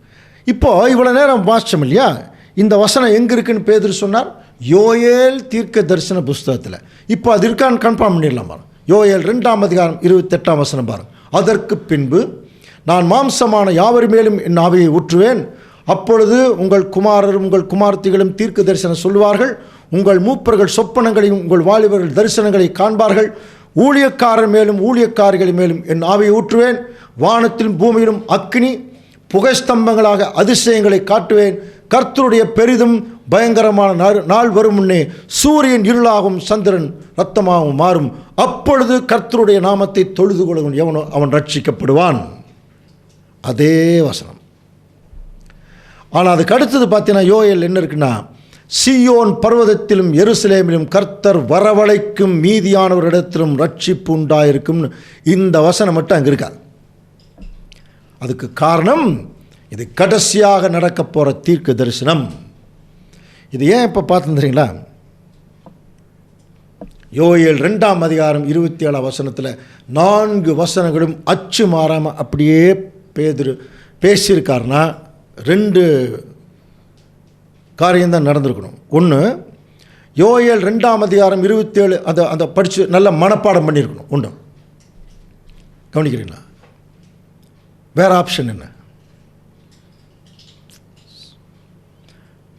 அதை மனப்பாடம் பண்ணிட்டா கரெக்டாக இங்கே அந்த வசனத்தை கனெக்ட் பண்ண முடியுமா? முடியாதுங்க. அவருடைய ஆவி அவைகளை சேர்க்கும். படித்தோம் இல்லையா? என்ன வசனம் நமக்கு எதுக்கு முன்னாடி மனப்பாடமாகவே தெரிஞ்சிருந்தா கூட தேவனுடைய ஆவி இருந்தால் மட்டும்தான் அது சேர்ந்தாதான் அதனுடைய பொருள் நமக்கு தெரியும். பரிசுத்த ஆவியின் பிரதான வேலையில் இன்றைக்கு தேவனுடைய பிள்ளைகளுக்கு அவர்கள் மத்தியில் இந்த பரிசுத்தாவியினுடைய வல்லமையினுடைய முக்கியமான வேலை என்ன தெரியுமா? ஒவ்வொரு வசனத்தை கனெக்ட் பண்ணுறது தான். நம்முடைய மூத்த சகோதரர் ரசல் பிரதர் முதல் இந்த பைபிளுக்குள் இருக்கிற ரகசியத்தை அவர் கண்டுபிடிச்சி என்ன சொன்னார் தெரியும்? இந்த ஹார்மனி பிட்வீன் த வேர்சஸ் அப்படின்னார். ஒவ்வொரு வசனத்துக்கு இடையில நிறைய ஒற்றுமைகள் இருக்கிறத நான் கவனிக்கிறேன். அதை தொடர்ந்து படிச்சுட்டு வரும்பொழுது அது தேவனுடைய திட்டமாக அழகாக the divine plan of the ages அழகாக வந்துருச்சு. இதற்கெல்லாம் என்ன காரணம்? தேவனுடைய பரிசுத்தாவி அந்த வரம் நமக்கு கொடுக்கப்பட்டால்தான் இப்போ நம்ம என்ன செய்ய முடியும்னா அந்த வசனங்களெல்லாம் கரெக்டாக கனெக்ட் பண்ண முடியும். வசனம் நல்லா தெரியும், கனெக்ட் பண்ண முடியாது. இப்போ பாருங்கள், பேதுரு ஒரு வேளை இதை படிச்சிருக்கிறாராங்கிறது நமக்கு தெரியல. ஆனால் பவுல் சில வசனங்கள், பழைய ஏற்பாட்டு கால வசனங்களெல்லாம் கோடிட்டு காட்டுறார். அவர் ஏற்கனவே படிச்சிருக்கார். அவர் பெரிய ஸ்காலர். பேதுரு அவர் மாதிரி ஸ்காலர் கிடையாது. அவர் சாதாரண செம்படவர் இல்லையா? ஆண்டவர் அவர் மரித்து கொஞ்ச நாள்லேயே அவர் என்ன நடக்குன்னே தெரியாமல் மீன் பிடிக்க போகிறேன்னு சொல்லிட்டார். மீன் பிடிக்க போகிறேன்னு சொல்கிற யோயேல் எப்படி ஞாபகம் வரும் இல்லையா? அப்படின்னா அதுக்கு என்ன காரணம்? அவர் ஒரு வேளை ஏற்கனவே படித்திருந்தாலும் படித்த விஷயத்தை கனெக்ட் பண்ணுறார். அதே தான் இன்றைக்கும் நமக்கு. ஏன் டெய்லி பைபிள் படிங்கன்னு நம்ம மத்தியில் தேவனுடைய பிள்ளைகள் சொல்கிறாங்கன்னா, இதை படிக்காதனால தான் நிறைய சப்ஜெக்டில் நம்ம கனெக்ட் பண்ண முடியறதில்ல. தேவனுடைய திட்டம் தெரியறதில்ல. நமக்கு சரியாக அண்டர்ஸ்டாண்டிங் இல்லை. அப்போ தேவனுடைய பிள்ளைகளுடைய பிரதான வேலை டெய்லியும் படிக்கணும். சாதாரண கிறிஸ்தவர்கள் எப்படி தெரியலாம் படிக்கிறாங்க? முண்டி அடிச்சுட்டு படிக்கிறாங்க, முந்திட்டு படிக்கிறாங்க, ஆர்வத்தோடு படிக்கிறாங்க. ஒன்றுமே தெரியலைங்க. பாவம், எவ்வளோ கஷ்டப்பட்டு படிக்கிறாங்க தெரியல. உள்ள ஒரு வசனத்துக்கு கூட அவங்களுக்கு வழக்கம் தெரியல. இத்தனை தெரிஞ்சுட்டு நம்ம படிக்கிறதே இல்லை. வாட்ஸ்அப்பையே பார்த்துட்டு இருக்கிறாங்க நிறைய பேர். நான் சொல்கிறது நம்ம மக்கள் தான். வாட்ஸ்அப்பையே பார்க்குறது, டிவியே பார்க்குறது. எத்தனை நேரங்கள் நமக்கு வேஸ்ட் ஆகிட்டு இருக்கு பாருங்கள். எத்தனை படிக்கலாம் நம்ம இப்போ சத்தியம் தெரிஞ்சிருச்சு இல்லையா? நம்ம படிக்க நிறைய அதில் கொஸ்டின்ஸ் வரும். அந்த கொஸ்டின் ஒரு காலத்தில் சப்ஜெக்டாகவே மாறும். தொடர்ந்து தேவனோட தொடர்பில் இருந்து பாருங்கள், அழகாக தேவன் கனெக்ட் பண்ணி அவ்வளோ பாடங்களை கொண்டு கொடுப்பார். எண்ணற்ற பாடங்கள் நமக்குள் இருந்து ஓரும். இதைத்தான் தேவன் இந்த பரிசுத்தாவின் வரம் பெற்றவர்களை பற்றி சொல்லும்போது, ஒரு முறை சமாரியா வழியில் போகிறார். அங்கே ஒரு சமாரிய ஸ்திரீ கிணத்துல தண்ணி எடுக்க வராங்க, யாக்கோபினுடைய கிணறு. இப்போ ஆண்டவர் போய் தண்ணி கேட்குறார். அந்த சப்ஜெக்ட் கூட தெரியும் இல்லையா? தண்ணி கேட்கும்போது 2 பேரும் பேசிக்கிறாங்க. அப்போ ஆண்டவர் சொல்கிறார், யோவான் 4ஆம் அதிகாரம் 14ஆம் வசனத்தில், நான் கொடுக்கும் தண்ணீரை குடிக்கிறவனுக்கோ ஒரு காலும் தாகம் உண்டாகாது. அதோட நிறுத்தல, கவனிங்க. நீ குடிக்கிற தண்ணியை குடித்தா கொஞ்ச நேரத்தில் தாகம் வந்துடும். நான் கொடுக்கும் தண்ணீரை குடிக்கிறவனுக்கு ஒரு காலம் தாகம் உண்டாகாது. நான் அவனுக்கு கொடுக்கும் தண்ணீர் அவனுக்குள்ளே நித்திய ஜீவ காலமாய் ஊறுகிற நீரூற்றாயிருக்குங்கிற. ஒரு தடவை நான் உள்ளுக்குள்ளே அவனுக்கு கொடுத்துட்டேன்னா அவனுக்குள்ளிருந்தே அது ஊறிட்டே இருக்குமா. அப்படின்னு என்ன அர்த்தம்? ஒரு பெரிய கிணறை கொண்டு வந்து உள்ளே வந்து புதைச்சி வைக்கிறாருன்னு அர்த்தம். நான் கொடுக்கும் ஜீவ தண்ணீர் எதை குறித்து பேசுகிறார்? பைபிளில் தண்ணீருக்கு 3 அர்த்தங்கள் உண்டு அன்புக்குரிய சகோதர சகோதரிகளே, கவனிக்கிறீங்களா? ஜனங்கள், அது ஒரு அர்த்தம் இருக்குது. தண்ணீர்னா ஜனங்கள். ஜீவ வசனங்கள், தண்ணீர் முழுக்கு வசனங்கள் ஒரு அர்த்தம் இருக்குது. இன்னொரு அர்த்தம் இருக்குது. அதுதான் இப்போ நமக்கு தேவையான அர்த்தம். இப்போ ஆண்டவர் இந்த இடத்துல அதுதான் சொல்கிறார், நான் கொடுக்கும் ஜீவ தண்ணீரை குடிப்பவனுக்கோ.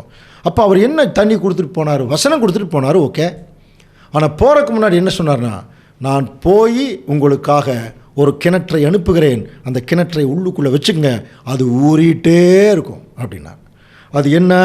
யோவான் 7:38 வேத வாக்கியம் சொல்லுகிறபடி என்னிடத்தில் விசுவாசமாய் இருக்கிறவன் எவனோ அவன் உள்ளத்தில் இருந்து ஜீவ தண்ணீருள்ள நதிகள் ஓடும் என்றார். பார்த்தீங்களா? இப்போ அந்த அம்மாவுக்கு சொன்ன அதே விஷயத்தை இப்போ கனெக்ட் பண்ணுறார்.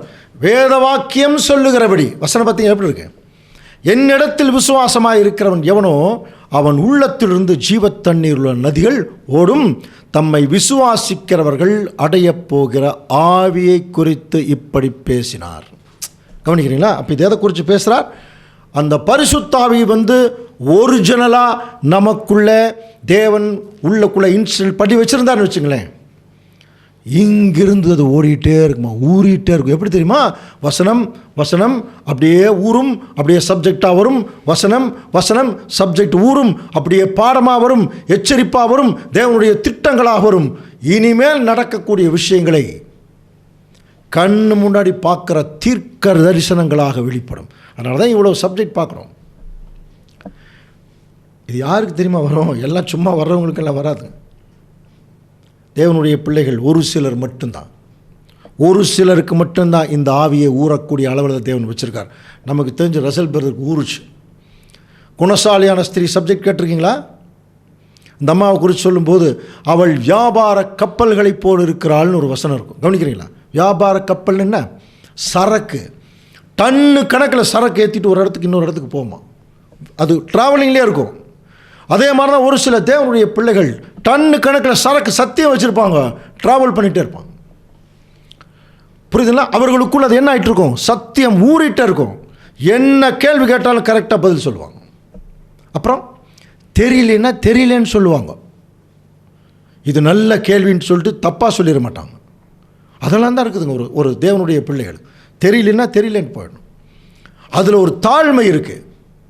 அந்த ஒரு வேளை தெரியலங்கிறக்கா இவங்க நம்மளை வந்து ஒரு ஸ்பீக்கராக நினைக்காம விட்டுருவாங்களோ, இந்த மாதிரி எண்ணமெல்லாம் நமக்கு எப்போ தெரியும் வரும்? இந்த அறகுறையாக இருக்கிறாங்க பாருங்கள், அவங்களுக்கு தான்.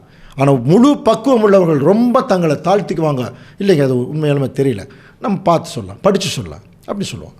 காரணம் அவர்களுக்குள்ளே அது இனிமேல் ஊறும். அப்போ அந்த சிந்தையோடு போய் அதை அவர்கள் பைபிளில் தேடும் பொழுது ஆட்டோமேட்டிக்காக தேவன் அந்த சத்தியத்தை கொடுத்துருவான். அப்போ பரிசுத்தாவினுடைய 2வது முக்கியமான வேலை என்னென்னா, நமக்குள்ள அது ஊறிட்டே இருக்கும், ஊறிட்டே இருக்கணும். அதுதான் புரியுதுங்களா? அது ஊறிட்டே இருக்கும்போது அது நமக்குள் இருந்து சத்தியமாக வெளிப்படும். எப்படி தெரியுங்களா? நம்முடைய வாய் எதுக்கு தெரியுங்களா இருக்குது? ஆசாரியனுடைய உதடுகள் அறிவை காக்க வேண்டும், அறிவை தேடுவார்கள். அவனுடைய வாயில் அறிவை தேடுவார்கள். அவன் சேனைகளுடைய கர்த்தருடைய தூதன், மல்கியா தீர்க்கதரிசி எழுதுகிறார். அப்போ நமக்குள்ள நித்திய ஜீவ காலமாய் அந்த பரிசுத்தாவி என்கிற ஆவி ஊறிட்டு இருந்ததுன்னா, இப்போ நம்ம பேசுகிறது எல்லாமே சத்தியமாக இருக்கும், வசனமாக இருக்கும், கைடன்ஸாக இருக்கும். நம்ம பாருங்கள், இந்த உலகத்தான் கூட போகும்போது நம்ம என்ன ஆயிரும் தெரியுமா? உலகத்தானாவே மாறிடுவோம். அப்படியே எல்லாம் தெரிஞ்ச மாதிரியே பேசிகிட்டு இருப்போம். மேலே தேவன் பார்ப்பார், உனக்கு வாயை கொடுத்ததே வேஸ்ட்டு அப்படின்றான். உலகத்தாரோட போகும்போது, அப்போ வேற ஒரு டெக்னிக்கலான ஆளுகள் கூட போகும்போது அந்த டெக்னிக்கலான விஷயத்தை குறித்து, அப்போது எந்த இடத்துல எங்கே பேசினாலும் சத்தியம் பேசுவதற்கு ஏதாவது இடைவெளி இருக்கிறதான்னு பார்த்துட்டே இருக்கணும். டக்குன்னு ஒரு வாய்ப்பு கிடச்சுன்னா அப்படியே முதல்ல ஆரம்பிச்சிடணும். அது எப்படியோ எங்கேயோ போய் சேரும். தேவனுடைய பிள்ளை அவங்க அதுக்காக தான், அந்த டாஸ்க் அவங்களுக்கு தான், அந்த வேலையை அவங்களுக்கு தான். அப்போ அவர்கள் தங்களுடைய வாயை எப்பொழுதுமே வசனத்திற்காக திறக்கிறவர்களாக இருக்கணும். சண்டை சச்சரவுக்கு, பொறாமையின் வார்த்தைகளுக்கு, புறங்கூறுதலுக்கு, இந்த மாதிரி காரியங்களுக்காக தன்னுடைய வாயை திறக்கிறவனாக இருந்தால் அவனுக்குள்ள வேற ஆவி, பிசாசின் ஆவி தான் இருக்கும். அப்போ தேவ ஆவி நமக்குள் இருக்கும்போது வேத வசனங்கள் நமக்குள்ள என்ன ஆகிட்டு இருக்குமா, கண்டினியூஸாக அந்த தண்ணி எப்படி ஃப்ளோ ஆகிட்டு இருக்கு இல்லையா, ஊறிட்டே இருக்கு இல்லையா, அந்த மாதிரி இவர்கள் உண்மையான தேவனுடைய பிள்ளைகளா ஊழியக்காரர்களான்னு இதை வச்சு கண்டுபிடிக்கலாம். தொடர்ந்து அவர்கள் எவ்வளவு கஷ்டம் நஷ்டம் வந்தாலும் பல வருஷங்களாக ஒரே நிலைமையில் இருந்துட்டு வேத வசனத்தை சரியாக போதிச்சுட்டு இருப்பாங்க. அந்த தோய்வே இருக்காது அவர்களுக்குள்ள. தேவனுடைய பிள்ளைகளுக்குரிய அந்த தோய்வே இருக்காது. அவர்கள் பாட்டுக்கு தங்களுடைய வேலையை செஞ்சிட்ருப்பாங்க. கொஞ்சம் இறங்குறது, கொஞ்சம் ஏறுறது, அப்புறம் காணாமல் போகிறது, வர்றது அப்படிலாம் இருக்காது. அவர்கள் தங்களுடைய வேலையை கரெக்டாக கண்டினியூஸாக அங்கே செஞ்சிட்ருப்பாங்க. இது 2வது. 3வது, பரிசுத்தாவினுடைய முக்கியமான வேலை என்னென்னா, அது பாருங்கள், கவனிக்கலாம். ஒரு முத்திரை கொப்பிட்டு பரிசுத்தாவி நம்மக்கிட்ட பேசியிருக்கா பாருங்கள். 2 கொரிந்தியர் 1:22 அவர் நம்மை முத்திரித்து நம்முடைய இருதயங்களில் ஆவி என்னும் அச்சாரத்தையும் கொடுத்திருக்கிறார். அவர் நம்மை முத்திரித்து நம்முடைய இருதயங்களில் ஆவி என்னும் அச்சாரம் கூட ஒரு மிகப்பெரிய ஒரு ஐடென்டிட்டி, அடையாளம். நாம தேவனுடைய பிள்ளைகள் தான் அப்படிங்கிறதுக்கு அடையாளமே அவர் பரிசுத்தாவியை நம்ம மேலே சீல் பண்ணியிருக்கிறார். இப்போ உங்களுக்கு நல்லா தெரியும், பெரிய பெரிய பத்திரங்கள், பெரிய பெரிய லெட்டர்ஸ், அரசாங்கத்தினுடைய முத்திரைகள் எல்லாம் கவனிச்சு பாருங்கள். முத்திரை இருந்தால் தான் அதுக்கு மதிப்பு இல்லையா? முத்திரை இருக்கணும், சீல் பண்ணியிருக்கணும். கையெழுத்தே போட்டால் கூட சீல் பண்ணியிருக்கணும். புரியுதுங்களா? அரசாங்க முத்திரை இருந்தால் தான் அதுக்கு மதிப்பு. இன்றைக்கி தேவனுடைய பிள்ளைகள் அவர் தேவனால் அங்கீகரிக்கப்படணும்னா, அந்த மதிப்பு இருக்கணும்னா, அவங்ககிட்ட என்ன இருக்கணும்? அந்த முத்திரை, பரிசுத்தாவி என்கிற முத்திரை. இது ஒன்று. 2வது காரணம் ரொம்ப ரொம்ப முக்கியம். அந்த முத்திரை ஒரு தடவை சீல் பண்ணிட்டா அந்த பத்திரம் அழிஞ்சு போகிற வரைக்கும் அந்த முத்திரை அந்த பத்திரத்திலே தான் இருக்கும். புரியுதுங்களா? Remain for ever. அப்படின்னா அன்புக்குரிய சகோதர சகோதரர்களே, நம்ம பரிசுத்தாவி ஒரு முறை தேவனிடத்தில் வாங்கிட்டோம்னா அதை அவித்து போடாதீர்கள் இருக்கு இல்லையா? அப்போ நமக்குள்ளேயே அதை தக்க வச்சுக்கணுமா, சீல் பண்ண மாதிரி அங்கேயே இருக்கணும். வெளியே மட்டும் அனுப்பிடக்கூடாது. தொடர்ந்து நம்மக்கிட்ட இருந்தால் மட்டும்தான் அந்த உற்சாகத்தில் நம்ம தேவனுடைய வேலையை செய்ய முடியும். எபேசியர் 4:29 பாருங்கள். கெட்ட வார்த்தை உங்கள் வாயிலிருந்து புறப்பட வேண்டாம், பக்தி விருத்திக்கு ஏதுவான நல்ல வார்த்தை உண்டானால் அதையே அப்புறம் கேட்கிறவர்களுக்கு பிரயோஜனம் உண்டாகும்படி பேசுங்கள். நம்ம பேசுகிற பல வார்த்தைகளில் ஒருத்தருக்கும் பிரயோஜனம் இல்லை, நமக்கும் பிரயோஜனம் இருக்காது. அப்படி தாங்க பேசுவோம். ஆனால் என்ன சொல்கிறார் பாருங்கள், கேட்கிறவருக்கு பிரயோஜனம் உண்டாக்கும்படி பேசுங்கள். ஏன் அப்படின்னா, அன்றியும் நீங்கள் மீட்கப்படும் நாளுக்கென்று. வசனம் பார்த்தீங்களா? எதுக்காக தெரியுமா இந்த பரிசுத்தாவி நமக்கு கொடுத்துருக்கார்? நீங்கள் மீட்கப்படும் நாளுக்கென்று முத்திரையாக பெற்ற தேவனுடைய பரிசுத்தாவியை துக்கப்படுத்தாதீங்க. எதுக்காக பரிசுத்தாவி கொடுத்துருக்காருன்னா, மீட்டு ராஜாவாக உட்கார வைக்கணும். அங்கே நீதியின் கிரீடம் எனக்கு வைக்கப்பட்டிருக்கிறது, நீதியுள்ள நியாயாதிபதியாகிய கர்த்தர் அந்நாளிலே எனக்கு அதை கொடுப்பார். எனக்கு மாத்திரமல்ல, அவருடைய பிரசன்னமாக விரும்புகிற எல்லாருக்கும் கொடுப்பார்னு பவுல் எழுதிட்டார். இன்றைக்கி நமக்கு எதுக்கு தெரியுங்களா? அந்த பரிசுத்தாவி நம்ம மீட்கப்படும் நாளிலே தேவனுடைய சத்தியத்தில் மீட்கப்பட்டு வரணும்னா இந்த ஆவி நமக்குள்ளே தொடர்ந்து இருக்கணும். எபேசியர் 1:13 வாசிக்கலாம். நீங்களும் உங்கள் ரட்சிப்பின் சுவிசேஷமாகிய சத்திய வசனத்தை கேட்டு விசுவாசிகள் ஆனபோது வாக்குத்தத்தம் பண்ணப்பட்ட பரிசுத்த ஆவியால் அவருக்குள் முத்திரை போடப்பட்டீர்கள். வாக்குத்தத்தம் பண்ணப்பட்ட, ஏற்கனவே சொன்னால் என் பிதா வாக்குத்தத்தம் பண்ணினதை நான் உங்களுக்கு அனுப்புகிறேன். அந்த பரிசுத்த ஆவியினாலே நீங்கள் முத்திரை போடப்பட்டீர்கள். என்ன ஆச்சரியம் தெரியுமா? ஆண்டவர் இயேசு கிறிஸ்து கூடவே சீசர்கள் இருந்தாங்க. யூதாசை விட்டுருங்க. ஆனால் அந்த ஆவி முத்திரையிடப்படலை. ஒரு முறை ஊதினான் இருக்கு, அதுக்கு நிறைய விளக்கங்கள் நம்ம படிச்சிருக்கோம். முத்திரையிடப்படலை. அதனால் ஒரு வேரியேஷன் இருந்தது. பேதுருவுக்கு கொஞ்சம் விசுவாசம், கொஞ்சம் அவிசுவாசம், கொஞ்சம் சுயநலம், இப்படியெல்லாம் இருந்தது. அந்த வேரியேஷன் தொடர்ந்து இருந்துகிட்டே இருந்தது. என்னைக்கு பரிசுத்தாவியை தேவன் அவங்க மேலே இறக்குனாரோ, ஒரு முத்திரை மாற பேதுருவுக்குள்ளே என்னைக்கு இறங்குச்சோ, அது அவர் சாகிற வரைக்கும் அது அந்த பரிசுத்தாவி அவங்க உடையதான். முத்திரை போடப்பட்டவர்கள் படிக்கிறோம் இல்லையா? அப்போ அதுக்கப்புறம் என்ன ஆயிடுச்சுன்னா, பேதுருடைய நடவடிக்கைகள் முழுவதுமே தேவனுக்கு பிரியமாகவும் ஆண்டவர் இயேசு கிறிஸ்துடைய வழிநடத்தல் ஏற்கனவே பேசினார் பாருங்கள். பேசிட்டு அவர் போயிட்டாருங்க. இன்னும் சில பேர்லாம் பார்த்தீங்கன்னா, செத்து அப்பா உடைய விருப்பம் இருக்கும், ஆனால் பையனாக இருந்து செய்ய முடியாது. அப்பா சொல்லி சொல்லி பார்ப்பார், கேட்க மாட்டவங்க. அப்பா சோகத்தில் செத்துருவார். இந்த பையன் கதறுவான். கதறிட்டு அவன் லைஃபை எப்படி மாற்றுறான் தெரியுமா? எங்கள் அப்பா உயிரோடு இருந்தபோது அவர் சொன்னதை நான் கேட்கலிங்க, இப்போ அவருடைய விருப்பத்தை நான் நிறைவேற்றுறதுக்கு என்னுடைய முழு ஆசைகளையும் நான் போடுறேன், முழு விருப்பத்தையும் போடுறேன்னு சொல்லி அவன் தன்னுடைய வேலையை செய்கிறான் இல்லையா? அந்த மாதிரி பேதுரு என்ன செய்கிறார்னா, ஆண்டவர் உயிரோடு இருக்கும்போது நிறைய தப்பாக பேசிட்டார். இப்போ அவர் என்ன பண்ணுறாருனா யோசனை பண்ணுறார், ஆண்டவர் இதுக்கு தானே சொன்னார், தேவனுடைய சித்தம் இதுதான், எவ்வளோ பெரிய அழைப்புக்குள்ளே நம்ம வந்திருக்கோம், இதை விட்டுட்டு சும்மா கண்டதையெல்லாம் பேசிட்டு இருந்திருக்கிறமே அப்படின்னு சொல்லி தன்னுடைய வாழ்க்கையவே அப்படியே மாற்றுறார் பேதுரு. மாற்றுற போது வெள்ளியும் பொன்னும் என்னிடத்தில் இல்லை, என்னிடத்தில் இருக்கிறது உனக்கு கொடுக்குறேன் ஆரம்பித்து கடைசியாக பேதுரு நிருபங்களை தயவு செய்து கொஞ்சம் படித்து பாருங்கள். நம்முடைய வாழ்க்கையில் ஒரு எச்சரிப்பு அப்படின்னு ஒன்று சொன்னோம்னா பேதுருடைய நிருபங்களில் நிறைய எச்சரிப்புகள் இருக்குது. யோவானுடைய நிருபங்களில் தேவனுடைய அன்பும் அரவணைப்பும் நிறைய பார்க்கலாம். ஆனால் பேதுருடைய நிருபங்களில் எச்சரிப்புகள் நிறையா இருக்குது. ஏன்னா அவர் தான் அதிகமாக தவறினவர். விசுவாசத்தோடைய தைரியத்தையும், தைரியத்தோடைய ஞானத்தையும், ஞானத்தோடைய இச்சையடக்கத்தையும், இச்சையடக்கத்தோடைய தேவபக்தியும், தேவபக்தியோடைய சகோதர சிநேகத்தையும், அன்பையும் பற்றின கூட்டி வழங்குகள், இதெல்லாம் பேதுரு எழுதுனது. அப்போ இதெல்லாம் அவருக்கு ஆக்சுவலாக இல்லை. இப்போ அந்த பரிசுத்தாவி முத்திரை இடப்பட்டதுக்கு பிறகு ரிமைன் அவருக்குள்ள அந்த பரிசுத்தாவி இருந்ததுனால தொடர்ந்து தேவனுடைய வேலையை அவர் திறம்பட செய்து முடிக்கிறார். அவர் முடிச்சிட்டாருங்கிறதுக்கு என்ன ஆதாரம்? அவருடைய நிருபங்கள் புதிய ஏற்பாட்டில் கலந்திருப்பது தான் ஆதாரம். கரெக்டாக முடிச்சிட்டாங்க பாருங்கள். அப்போ இதெல்லாம் தான் நமக்கு ஒரு இன்ஸ்பிரேஷன். அப்போ தேவனுடைய பிள்ளைகள் இன்றைக்கும் நம்மெல்லாம் உலகத்துக்குள்ளே தான் இருக்கிறோம். சில நேரங்களில் அனாதைகள் மாதிரி விடப்படுறோம், கைவிடப்பட்ட நிலைமையில் இருக்கிறோம். ஆனால் வேதம் நம்மளை என்னன்னு சொல்லி கூப்பிடுது பாருங்கள். கலாத்தியர் 4:6. மேலும் நீங்கள் புத்திரராய் இருக்கிறபடியினால் அப்பா பிதாவே என்று கூப்பிடத்தக்கதாக தேவன் தமது குமாரனுடைய ஆவியை உங்கள் இருதயங்களில் கவனிக்கிறீங்களா? கொஞ்சம் கவனிக்கலாம். ரொம்ப முக்கியமான பகுதி. இப்போ நம்ம ஜெபம் பண்ணுறோம் இல்லையா? பரமண்டலங்கள் இருக்கிற எங்கள் பிதாவே, அப்புறம் ஒருவராய் சாவாமை உள்ளவரும் சேரக்கூடாத வழியில் வாசம் பண்ணுகிற பிதாவே, ஜோதிகளின் மத்தியில் அப்பா அப்படின்லாம் கூப்பிடுறோம் இல்லையா? இந்த அப்பா பிதாவே அப்படின்னு கூப்பிடக்கூடிய அந்த புத்திர சுவிகாரம் எதனால் நமக்கு கிடைச்சது?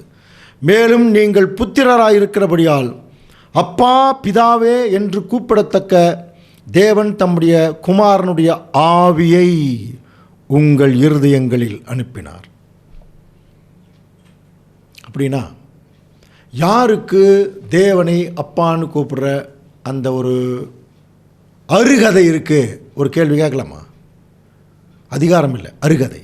ரோமர் 8:14 வாசிச்சோம். மேலும் தேவனுடைய ஆவியினாலே எவர்கள் நடத்தப்படுகிறார்களோ அவர்கள் தேவனுடைய புத்திரர். அப்போது தேவனுடைய ஆவியை பெற்றவங்க தான் தேவனுடைய புத்திரர். இப்போ அடுத்த வசனம் பாருங்கள். மேலும் நீங்கள் புத்திரராக இருக்கிறபடியினாலே அப்பா பிதாவே என்று கூப்பிடத்தக்க தேவனுடைய பாருங்கள், தேவன் தம்முடைய குமாரனுடைய ஆவியை உங்கள் இருதயத்தில். புரியுதுங்களா? யார் தெரியுமா தேவனை நோக்கி ஜெபம் பண்ண முடியும்? யார் தேவனை நோக்கி அப்பா பிதாவேன்னு கூப்பிட முடியும்? அவருடைய ஆவியை பெற்றவர்கள் மட்டும்தான். அப்படியே எனக்கு எல்லாருமே கூப்பிட்றாங்க. கூப்பிடலாம், அப்பா பிதாவே என்ன வேணாலும் கூப்பிடலாம். இந்த கூரையை கூட தாண்டாத நம்முடைய வார்த்தைகள், இந்த கூரையை கூட தாண்டாது. சாதாரணமான சத்தியம் இல்லைங்க அன்புக்குரிய. நம்ம கஷ்டம்தான், நம்மெல்லாம் பாவிகள் தான், ஒத்துக்கிட்டு போயிடணும், அப்படியே சரண்டர் ஆகிடணும். மேட்டிமையாகி இதுக்கான விளக்கங்கள் வியாக்கியானங்கள்லாம் பேசக்கூடாது தேவன்கிட்ட. அப்பா என்னால் முடியல, அப்போ என்ன கேட்கணும் இப்போ சொல்லுங்கள் பார்க்கலாம். அதனால தான் அன்புக்குரிய சகோதரரை சொன்னார், ஆவியை வாங்குங்க. தேவனிடத்தில் நீ எதை வாங்க? ஆவியை வாங்க. என்ன பிரச்சனை? இது இல்லாதனால நமக்கு நிறைய பிரச்சனைகள் வரும்போது பயந்துடுறோம். கவனிக்கிறீங்களா? ரோமர் 8:15 பாருங்கள். அந்தப்படி நீங்கள் திரும்பவும் பயப்படுவதற்கு நீங்கள் அடிமைத்தனத்தின் ஆவியை பெறாமல் அப்பா பிதாவே என்று கூப்பிட பண்ணுகிற புத்திர சுவிகாரத்தின் ஆவியை பெற்றீர்கள். அப்போது இந்த ஆவியை தேவன் நமக்கு புத்திர சுவிகாரமாக கொடுத்துருக்கிறாருங்கிற போது இப்போது நம்ம கன்ஃபார்ம் பண்ண வேண்டியது, அப்பா என்று கூப்பிட்றதுக்கு நமக்கு உரிமை இருக்குது. அந்த அருகதை எப்போ வரும்னா அவருடைய ஆவி நமக்குள் இருக்கணும். இல்லைன்னா கவனிக்கிறீங்களா, இந்த பூமியில் எந்த சந்தர்ப்பத்திலும் உலகத்திற்காக மற்ற காரியங்களுக்காக பயந்து தான் வாழணும். இது ஆயிருமோ, இது ஆகாமல் போயிருமோ, இது நடக்குமோ, இது நடக்காமல் போயிருமோ, இந்த எதிர்பார்ப்பிலே ஒரு பயம், இந்த பயத்திலேயே தான் நம்ம வாழ்ந்துட்டுருக்கணும். தேவ ஆவி நமக்கு இருந்துன்னா தேவன் நமக்கு இருக்கிற மாதிரி எங்கள் அப்பா பார்த்துக்குவார், அவர் பொறுப்பெடுத்துருவார். நம்ம அவர் வேலையை பார்க்க போயிருக்கோம், அவர் நம்ம குடும்பத்தை பார்த்துக்குவார். அவ்வளோதான். அன்புக்குரிய சகோதர சகோதரி, இதெல்லாம் தான் பரிசுத்தாவி நம்மக்கிட்ட இருக்கிறனுடைய ரிசம்பிளன்ஸ், நமக்குள்ளே வரக்கூடிய அந்த உணர்வுகள். அடுத்தது மூன்றாவது பார்க்கும்போது பரிசுத்தாவிய தேவன் நமக்கு எது கொடுக்குறாருன்னா, என்ன ஏது எது சரி எது தவறு என்பதை நிதானிக்கக்கூடிய ஒரு பக்குவமும் வேணும் நமக்கு. அந்த பக்குவம் நமக்கு தேவ ஆவி இருந்தால் தான். அதனால தான் அநேக சந்தர்ப்பங்களை தப்பாக முடிவெடுப்போம், சுயநலமாக முடிவெடுப்போம், தானாக முடிவெடுப்போம். அதன் நிமித்தம் எக்கச்சக்கமான பிரச்சனைகள், மனஸ்தாபங்கள், கஷ்டங்கள், தண்டனைகள் எல்லாம் வரும்.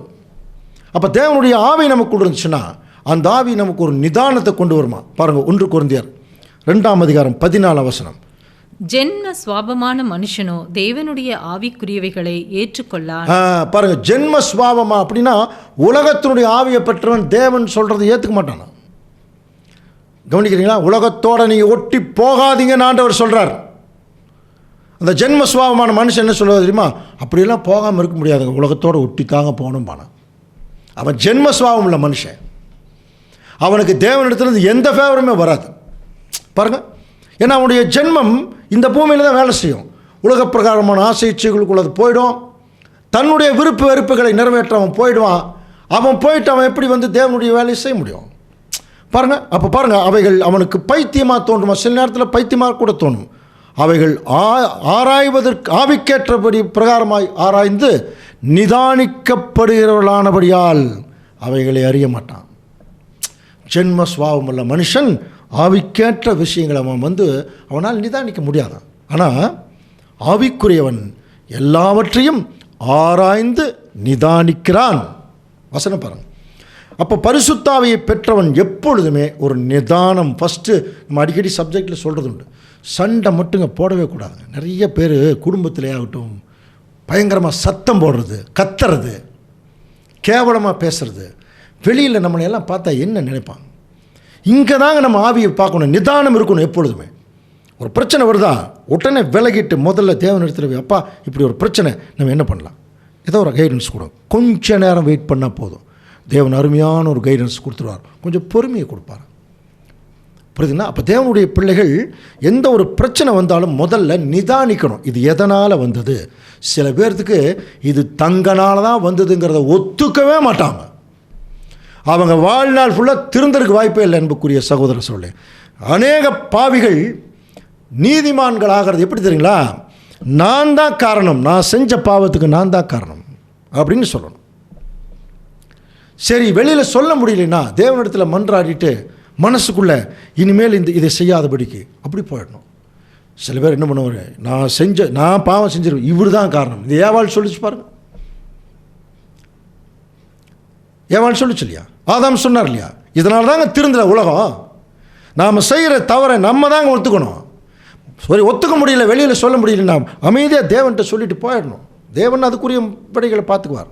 ஆனால் நிறைய பேர் அந்த நிதானம் இல்லை, நிதானிக்கிறது இல்லை. யார்கிட்ட தவறு? முதல்ல நம்மக்கிட்ட தான். எப்பொழுதுமே நம்மளை தாங்க பிளேம் பண்ணிக்கும். மற்றவர்களை குற்றப்படுத்துறதுக்கோ மற்றவர்களை ஜட்ஜ் பண்ணுறதுக்கோ நமக்கு எந்த அதிகாரமும் தேவன் நமக்கு கொடுக்கல. நம்ம ஜட்ஜ் பண்ணிக்கலாம், அவ்வளோதான். இப்போ கவனிச்சு பாருங்க. அப்போ ஆவிக்குரியவன் எல்லாவற்றையும் ஆராய்ந்து நிதானிக்கிறான், ஆனாலும் அவன் மற்றவனால் அப்படின்னா புரியுதுங்களா? ஆவிக்குரிய ஒரு தேவனுடைய பிள்ளை ரொம்ப நிதானமாக இருந்து எல்லாம் முடிவு பண்ணுவானா, ஆனால் அவனை யாருனாலையும் நிதானிக்க முடியாது.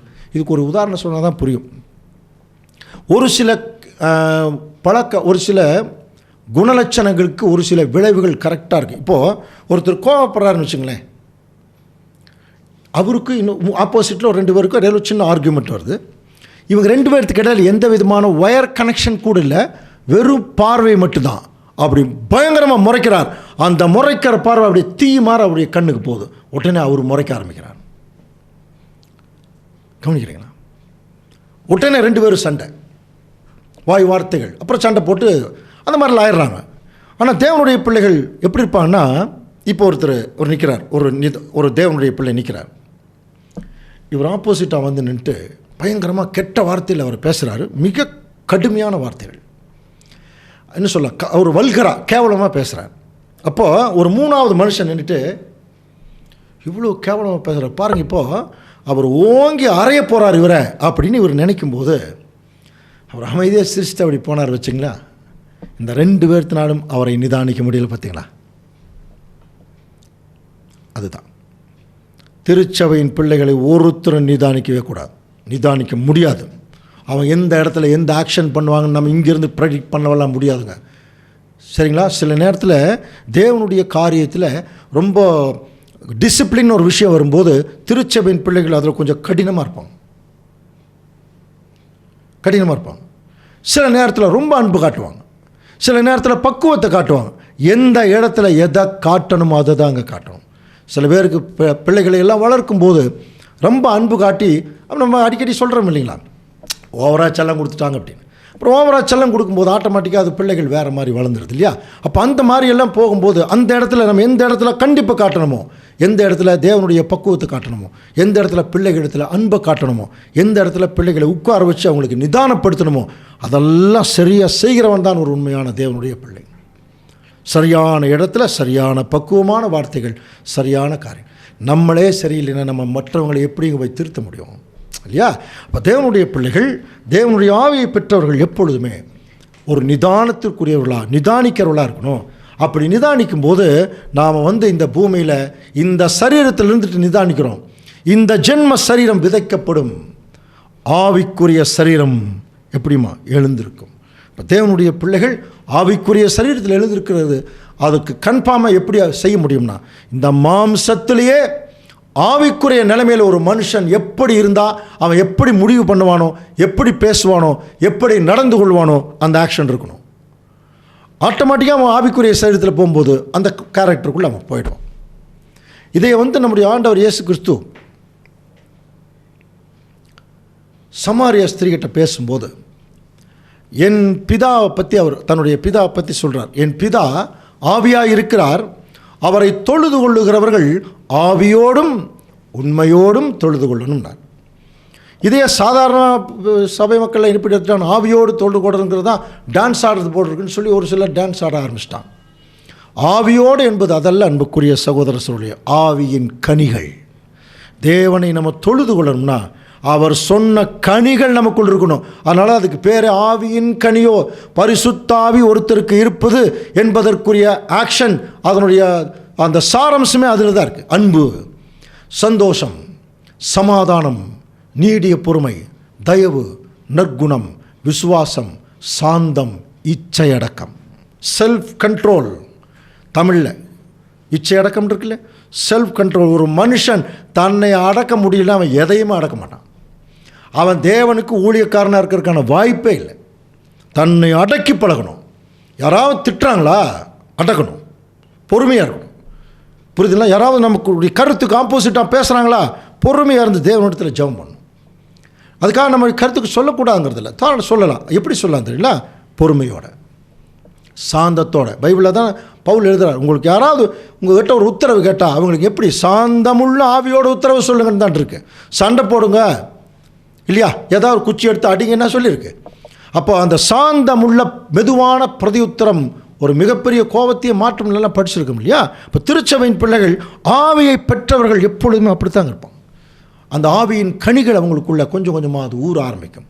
இதை நம்முடைய யோவான் 4ஆம் அதிகாரம் 23ஆம் வசனம் பாருங்கள். உண்மையாய் தொழுது கொள்ளுகிறவர்கள் பிதாவை ஆவியோடும் உண்மையோடும் தொழுது கொள்ளும் காலம் வரும், அது இப்பொழுதே வந்திருக்கிறது. பாருங்கள், அப்போ சொல்கிறார், முதல் வரியிலேயே அந்த வாய்ப்பு இஸ்ரேல் ஜனங்களுக்கு போச்சு இல்லையா. தம்மை தொழுது கொள்ளுகிறவர்கள் இப்படிப்பட்டவர்களாக இருக்கும்படி பிதாவானவர் விரும்புகிறார். அதையும் சொல்லிட்டார். தேவன் இதைத்தாங்க விரும்புகிறார். என்னை தொழுது கொள்ளணும்னா நீ ஆவியின் கனிகள் உங்களுக்குள் இருக்கணும்.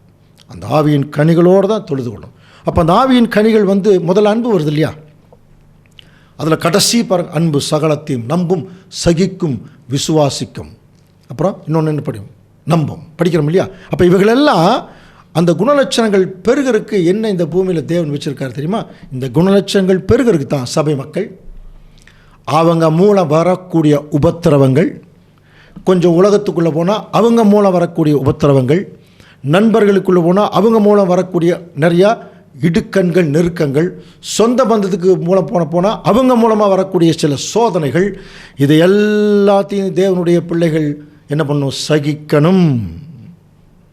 இதைத்தான் யாக்கோபு 1:12 சோதனையை சகிக்கிற மனுஷன் பாக்கியவான். பாருங்க, அவன் உத்தமன் என்று விளங்கின பின்பு கர்த்தர் தம்மிடத்தில் அன்பு கூறவர்களுக்கு வாக்குத்தத்தம் பண்ணின ஜீவ கிரீடத்தை பெறுவான். நம்ம அடிக்கடி பிரசங்கத்தில் தான் சொல்லுவோம், சோதனையை சகிக்கிற மனுஷன் பாக்கியவான், சோதனையை ஜெயிக்கிற மனுஷன் ராஜா.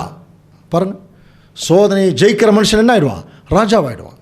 ஆனால் சோதனையை சகிக்கிற மனுஷன் பாக்கியவான். அவன் உத்தமன்னு விளங்கணும். அப்படின்னா இந்த பூமியில் கொஞ்ச நாள் என்ன பிரச்சனை நமக்கு ஓடிட்டுருக்குன்னா, நம்மெல்லாம் உத்தமர்கள் தான் அப்படிங்கிறத தேவனுக்கு முன்பாக நம்ம அறிக்கிடணும். அதுக்கு உலகத்தின் ஆவி நமக்குள் இருந்தால் நம்ம உத்தமர்கள் அறிக்கிற முடியாது. தேவ ஆவி நமக்குள் இருந்தால் தான் அறிக்கிற முடியும். அதுக்கு நமக்கு என்ன வேணும் தெரியுங்களா? விசுவாசம் ரொம்ப அதிகமாக வேணும். விசுவாசம் கேள்வியினாலே வரும், கேள்வி தேவனுடைய வசனத்தினாலே வரும். அந்த வசனம் அதிகமாக அதிகமாக அதிகமாக அதிகமாக இந்த அபிஷேகம் நமக்கு என்ன புரிய வைக்கும் தெரியுங்களா? வாசிக்கலாம் பாருங்கள். 1 யோவான் 2:20 நீங்கள் பரிசுத்தராலே அபிஷேகம் பெற்று சகலத்தையும் அறிந்திருக்கிறீர்கள். அந்த அபிஷேகம் நமக்குள்ள அதிகமாக வர வர சகலத்தையும் அறிந்திருக்கிறீர்களே வந்துடும். அப்போ நமக்கு என்ன அறிவு வந்துடும்? பரிசுத்தாவி உள்ள வரும் பொழுது சகல அறிவும் பெற்றவர்களாக இருப்போம். அப்படி பெற்றவர்களாக இருக்கும்போது தான் இந்த அபிஷேகம் என்ன பண்ணும் தெரியுமா? 1 யோவான் 2:27 பாருங்கள். நீங்கள் அவராலே பெற்ற அபிஷேகம் உங்களில் நிலைத்திருக்கிறது, ஒருவரும் உங்களுக்கு போதிக்க வேண்டுவதில்லை. அந்த அபிஷேகம் சகலத்தையும் குறித்து உங்களுக்கு போதிக்கிறது, அது சத்தியமாக இருக்கிறது. அதான் சத்தியாவி சொன்னார் இல்லையா? அது பொய் அல்ல, அது உங்களுக்கு போதித்தபடியே அவரில் நிலைத்திருப்பீர்களாக. யாரும் நமக்கு சொல்லித்தர வேண்டாம். இந்த ஆவி இருந்துச்சுன்னா தைரியமாக என்ன பண்ணலாம் தெரியுங்களா? சில நேரத்தில் ஒரு சிலருக்கு சில புஸ்தகங்கள் படித்து நோட்ஸ் எடுத்தால் தான் சப்ஜெக்ட் வரும். ஒரு சிலருக்கு இன்னொருத்தர் சப்ஜெக்ட் எடுத்தால் தான் சப்ஜெக்ட் வரும். ஆவியை பெற்றவர்கள் பைபிளை கையில் எடுத்தால் போதுங்க. இப்படி எடுத்து வச்சுட்டு ஒரு வசனம் மைண்டில் இப்படி வச்சுக்கணும். ஒரு ஞானத்திலே குறைவுள்ளவனாக இருந்தால் சம்பூர்ணமாய் கொடுக்கக்கூடிய தேவனிடத்தில் கேட்க கடவன். அப்படி ஓரம், அது ஜெபம் இல்லை, அது வசனம். ஓரமாக வச்சுட்டு, அப்பா இந்த சப்ஜெக்ட் நான் பார்க்க போகிறேன், இது படித்தேன், நேற்றைய தினத்தில் நிறைய கேள்விகள் வந்தது, இதில் ஏதோ உங்களுடைய ஒரு சத்தியம் இருக்கிற மாதிரி தெரியுது, இப்போ நான் அப்படியே பார்க்க போகிறேன், சில ரெஃபரன்ஸ் புக் கூட எடுத்துக்கிறேன், அப்பா ஏதாவது கொஞ்சம் கொடுங்க, அவ்வளோதாங்க போதும், ஏதாவது கொஞ்சம் கொடுங்க. உண்மையான இருதயம் ரொம்ப முக்கியம். உண்மையான இருதயம், உண்மையான இருதயத்தோடு தேடினோம்னா தேடுங்கள் கண்டடைவீர்கள். வசனம் கிளியர், சத்தியமாக இந்த வசனம் நமக்கு கிடைச்சிடும். பைபிள் சத்தியம் இருக்கு இல்லையா? அப்போது இது நிறையா பேர் தேடாதனால தான் அன்புக்குரிய சகோதர சகோதரர்களே, இதனுடைய மதிப்பு தெரியல, இதுக்குள்ளக்கூடிய பொக்கிஷங்களை புரிந்து கொள்ளக்கூடிய விதம் தெரியல. அதனால் சில பேருக்கு அதுகளை இன்ட்ரெஸ்டே போயிடுச்சு. ஆனால் ஆவியை பெற்றவர்கள் அந்த பைபிளை தங்கள் பக்கத்திலே வச்சுருப்பாங்க. எப்பொழுதுமே எந்த சந்தர்ப்பத்திலும் அது தேவைப்படும். காரணம் என்ன தெரியுங்களா? இந்த வேதமும் அவருடைய பரிசுத்த ஆவியும் நமக்குள்ளே இருந்தால் அவரே நம்மக்கிட்ட இருக்கிற மாதிரி ஒரு ஃபீலிங் வருமா. இதை குறித்து கடைசியாக இந்த கடைசி காலத்தில் தேவனுடைய பிள்ளைகளுடைய நிலைமை குறித்து சொல்லும்போது இன்றைக்கெல்லாம் உலகத்தில் பார்க்குறோம். மல்கியா புஸ்தகத்தில் படிக்கிறோம், 3:15 பாருங்கள். இப்பொழுதும் அகங்காரிகளை பாக்கியவான்கள் என்கிறோம், தீமை செய்கிறவர்கள் திடப்படுகிறார்கள், அவர்கள் தேவனை பரீட்சை பார்த்தாலும் விடுவிக்கப்படுகிறாங்க. தேவனை பரீட்சை பார்த்தா கூட அப்படின்னா புரியுதுங்களா? கடவுள்னு ஒருத்தர் இருந்தால் பார்த்துக்கலாம், அந்த அளவுக்கு இன்றைக்கி உலக ஜனங்கள் போயிட்டாங்க. ஆனால் இப்படிப்பட்ட நிலைமையில் அப்பொழுது கர்த்தருக்கு பயந்தவர்கள் ஒருவரோடொருவர் பேசிக்கொள்வார்கள். கவனிக்கிறீங்களா? உண்மையாக கடவுளுக்கு பயந்தவங்க, அதுதான் அந்த ஒற்றுமை, ஆரோனுடைய சிரசின் மேலே ஒன்றா இருக்கிறது, ஒரே விஷயத்தை குறித்து பேசுறது, அப்போ ஒரு ஒற்றுமையாக இருக்கிறவங்க அப்படிங்கிற அர்த்தத்தை விட கடவுளுக்கு பயந்தவர்கள் இப்படி ஒன்று சேரும்போது ஒருத்தருக்கு ஒருத்தர் பேசிக்குவாங்களே. என்ன பேசிக்குவாங்க சொல்லுங்கள்? கடவுளுக்கு பயந்தவங்க இப்போ உட்காந்துருக்குன்னு வச்சுங்க, என்ன பேசிக்குவாங்க பாருங்கள். அந்த வீட்டில் முந்தாண்டத்து என்ன நடந்தது தெரியுமா? இப்படி பேசுவாங்களா? இல்லை அந்த ஊரில் அந்த சபையில் அந்த பிரதர் இப்படி பண்ணிட்டார், இந்த சிஸ்டர் இப்படி பண்ணிட்டார், இப்படியே பேசுவாங்க. கர்த்தருக்கு பயந்தவர்கள் என்ன பேசுவாங்க? பிரதர் பாருங்கள், மல்கியா தீர்க்க தரிசன புஸ்தகத்தில் என்ன அருமையான வசனங்கள், எவ்வளோ கிளியராக இருக்குது பைபிளில். கொஞ்சம் நீங்கள் படிச்சிங்களா? கொஞ்சம் இப்படி அல்லது வசனங்கள் அல்லது சப்ஜெக்டு இதை தான் இங்கே பேசுவாங்க. இதை பேசிக்கொண்டிருக்கும் போது கர்த்தர் அதை கவனித்து கேட்பார். இப்போ கூட நம்ம பேசிகிட்டு இருக்கிறத தேவன் என்ன பண்ணிகிட்டு இருக்கார்? கவனித்து தான் கேட்குறார். என்ன விசேஷம், என்ன பேசுகிறீங்கன்னு கேட்குறார், அவ்வளோதான். அப்போ நம்ம எல்லாம் கடவுளுடைய பிள்ளைகள் கூடும்போதெல்லாம் உலக பிரகாரமான வார்த்தைகளையோ மற்ற வேஸ்டான வார்த்தைகளையோ நம்ம பேசாதபடிக்கு தேவனுடைய வார்த்தைகளை பேசினோம்னா அதை கர்த்தர் கவனித்து கேட்பார். அவங்கள மட்டும்தான் ஞாபகம் வச்சுக்கிறார். பாருங்கள், கர்த்தருக்கு பயந்தவர்களுக்காகவும் அவருடைய ஞாபகத்தை தியானிக்கிறவர்களுக்காகவும் ஞாபக புஸ்தகம் ஒன்று பாருங்கள் அவருக்கு முன்பாக. அப்படின்னா அவருடைய மெமரியில் நம்ம இருக்கிறோம்னு அர்த்தம். இப்படியாக ஆவியை பெற்றவர்கள் இந்த கைடன்ஸில் போய் இப்படியாக நடந்துட்டு இருந்தால் தேவனுடைய மெமரியில் நம்ம இருக்கிறோம். அந்த மெமரியில் இருக்கும்போது நம்முடைய வாழ்க்கை முடியும் போது தேவனுடைய திருச்சபையின் பிள்ளைகள், தேவபுத்திரர் தேவனுடைய சம்பத்தாக மாறிடுவாங்க. அதைத்தான் அடுத்த வசனம் பாரு, என் சம்பத்தை நான் சேர்க்கும் நாளிலே அவர்கள் என்னுடையவர்களாக இருப்பார்கள். ஜுவல்ஸ் சப்ஜெக்ட் படிச்சிருக்கோம் இல்லையா? என்னுடைய ஆபரணங்கள். சேனைகளின் கர்த்தர் இதை குறித்து சொல்கிறார், ஒரு மனுஷன் தனக்கு ஊழியம் செய்கிற தன்னுடைய குமாரனை கடாட்சிக்கிறது போல நான் அவர்களை கடாட்சிப்பேன். புரியுதுங்களா? நிறைய பேருக்கு இது புரியாது. உண்மையாக இருக்கிறாங்க பாருங்கள், உண்மையாக கடவுளுக்கு உண்மையாக நடக்கணும்னு நினச்சி அதில் அநேக பாடுகள் துன்பங்கள் அனுபவிக்கிறாங்க இல்லையா? அவங்க எந்த ஊருக்கும் எந்த நாட்டுக்கும் போனாலும் அவர்களுக்கென்று தேவன் நிறைய பணிவிடைக்காக நிறைய பேர் வச்சுருப்பாரான், கடாட்சிப்பாரான் தேவன். நம்ம போகிறதுக்கு முன்னாடியே நம்ம தங்குறதுக்கு அங்கே இடம் ரெடியாக இருக்கும், நம்மை கவனிப்பதற்கு அங்கே நிறைய பேர் ரெடியாக இருப்பாங்க. நம்மளை அனாதைகள் போல தேவன் விட மாட்டார். காரணம் இது ஒன்று தான், அவருக்கு பயந்த ஒரு வாழ்க்கை. கவனிக்கிறீங்களா? அந்த பயந்த ஒரு வாழ்க்கை, யாரெல்லாம் பயந்த ஒரு வாழ்க்கை வாழுகிறார்களோ, கொஞ்சம் நமக்குள்ள சில பலவீனங்கள் கூட இருக்குது. சில நேரத்தில் நம்ம தவறிடுவோம். உடனே மன்னிப்பு கேட்டு தேவனிடத்தில் மன்றாடி அவர் போய் காலை பிடிச்சிக்கணும். நல்லா, அப்பா இந்த மாதிரி போயிட்டேன், தயவுசெய்து விட்டுறாதீங்க, அப்படி பிடிச்சிக்கணுமா? அவருக்கு ரொம்ப பிடிக்கும் தெரியுமா? தேவனுக்கு தன்னுடைய காலை கெட்டியாக பிடிச்சிட்டு, எப்படி யாக்கோபு என்னை ஆசீர்வதிச்சே ஆகணும்னு சொன்னார் இல்லையா? அந்த மாதிரி, அப்பா நான் அவ்வளோதான், நான் நீங்கள் தான் அப்படின்னு சொல்லி வர்றாங்க பாருங்கள். ரொம்ப ரொம்ப பிடிக்கும். எப்பொழுதுமே தேவனுடைய பிள்ளைகள் அரவணைக்க. அதனால தான் அவர் என்ன சொல்கிறார், என் சம்பத்து, யூ ஆர் மை ஜுவல்ஸ். நான் சேர்த்துறேங்கிறேன். யாரை சேர்த்துவார்? அவருடைய பிள்ளைகளை, அவருடைய புத்திரர்களை, கடைசியாக அவருடைய ஆவியை பெற்றவர்களை அவர் தன்னுடைய பிள்ளைகளாக ஒன்று சேர்த்துறார். அது சேர்த்துவதற்காகவே, நம்மை அவரோடு அழைத்து கொள்வதற்காகவே அவருடைய ஆவி நம்மளை அனுப்பிச்சிருக்கார். அந்த ஆவிக்கு பின்னாடியே போனோம்னா அவர் இடத்துல போயிடலாம். எப்படி எலியேசருக்கு பின்னாடியே ரெபேக்காள் போச்சு இல்லையா? அப்படியே மணவாளன்ட்டு போய் சேர்ந்துருச்சு ஈசாக்கு தன்னுடைய அப்பா ஆபிரகாம் கூட போய் சேர்ந்தார். இவ்வளோ தான். பிதாவாகிய தேவனோடும் ஆண்டவர் இயேசு கிறிஸ்துவோடும் நம்முடைய ஐக்கியம் இருக்கும்போது, இப்போ பரிசுத்த ஆவியினுடைய அந்த கைடன்ஸ்லேயே நம்ம போயிட்டு இருந்தால் தேவனிடத்தில் சேருவோம் என்கிற ஒரு உத்தரவாதத்தை தேவன் தம்முடைய பரிசுத்த ஆவியின் மூலம் நமக்கு வழங்கியிருக்கிறார். தேவன் தாமே இந்த வசனங்களை நமக்கு ஆசீர்வாதமாக தருவாராக. ஆமென்.